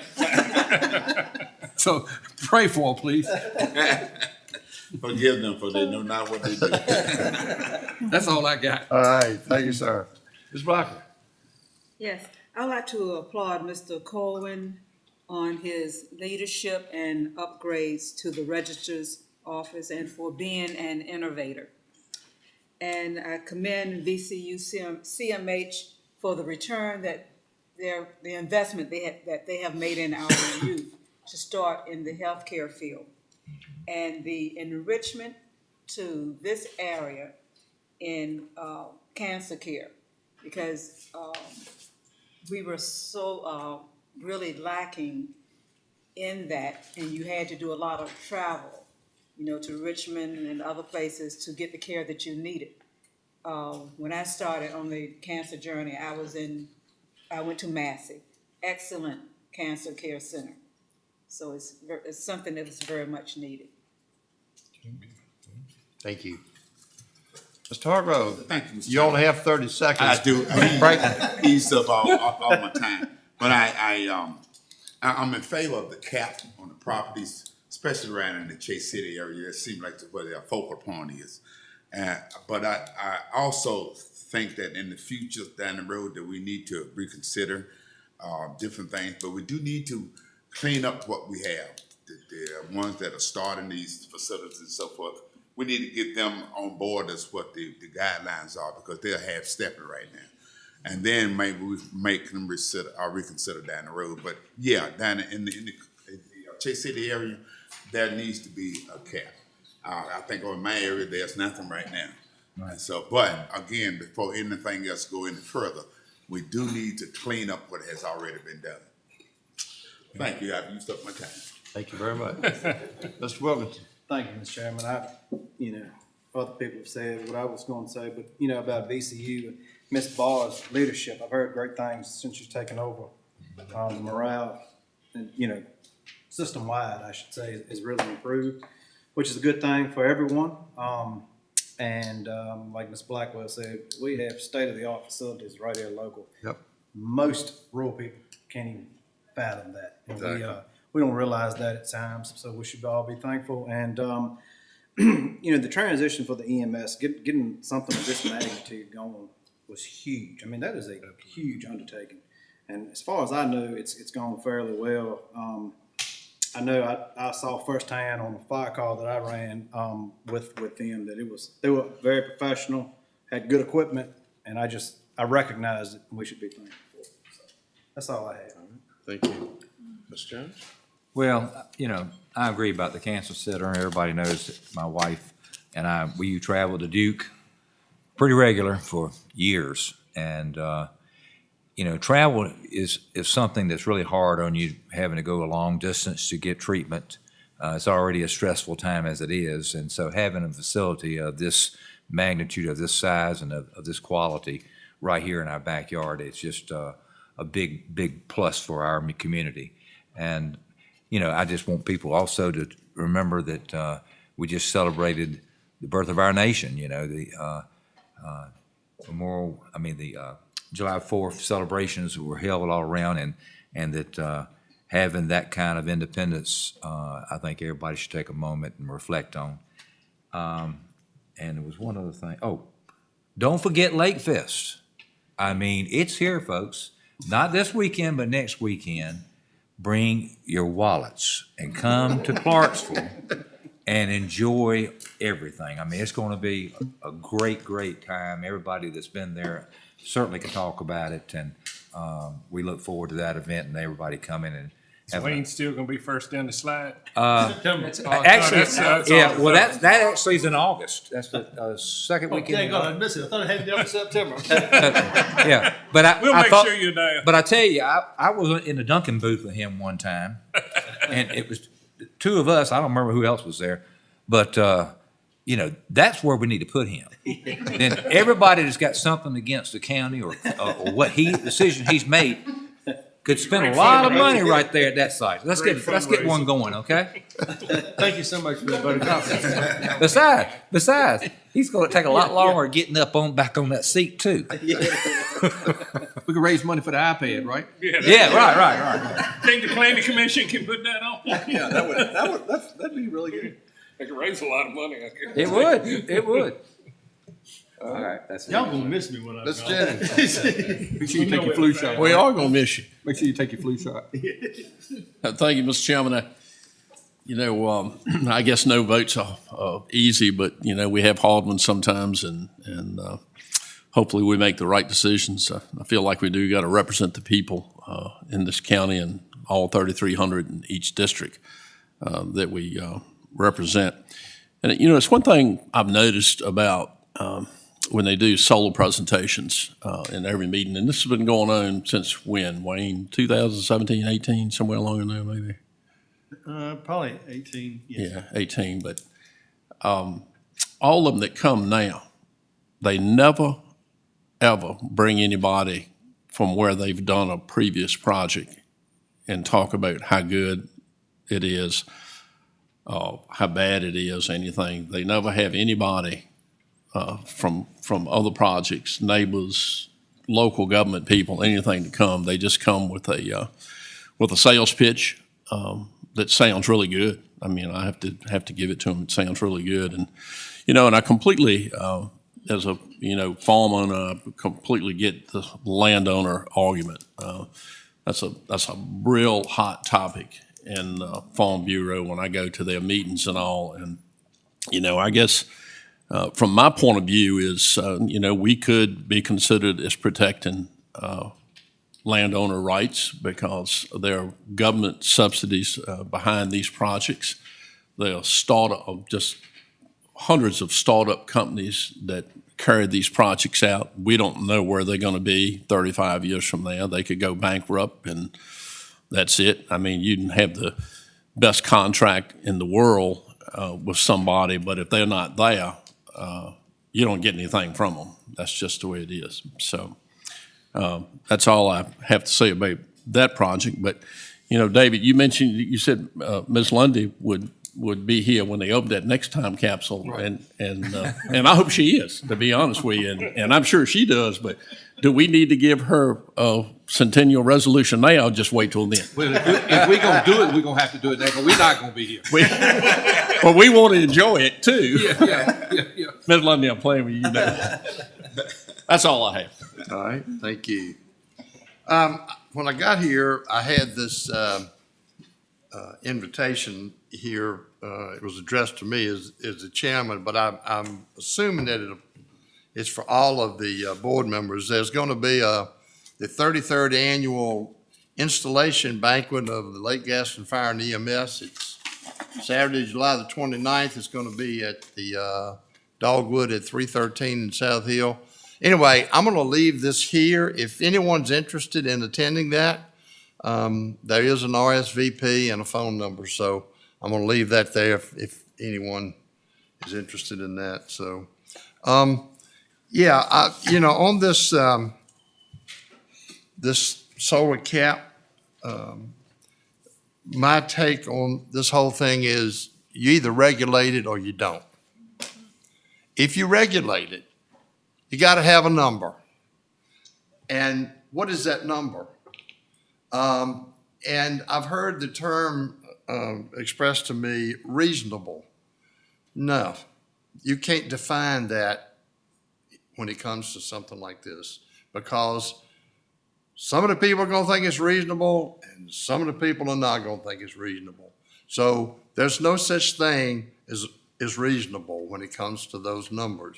We have to do the best we can to try to define what we feel is best for this county, and that's what we have done in this particular situation. That's not to say it won't be polished up, amended, whatever you want to call it in the future, and if so, so be it. Also, the thing that I think we don't get information as far as the solar, and I'm not anti-solar, please understand, but there are downsides to solar. But you never hear that being brought up in any of the presentations, never. It's, I want to sell you the positives and, don't worry about the negatives, but they are there, and I wish somebody, next time they make a presentation, would be honest enough to address those with us. That would be so refreshing. So, okay, all right, that's all I have, and we do need to go into closed session to discuss economic development matters and also legal matters. So I need a motion to go into closed session. So moved. Motion to go into closed session. All in favor, say aye. Aye. All right, we're now in closed session. We're going to take about a 5-minute recess.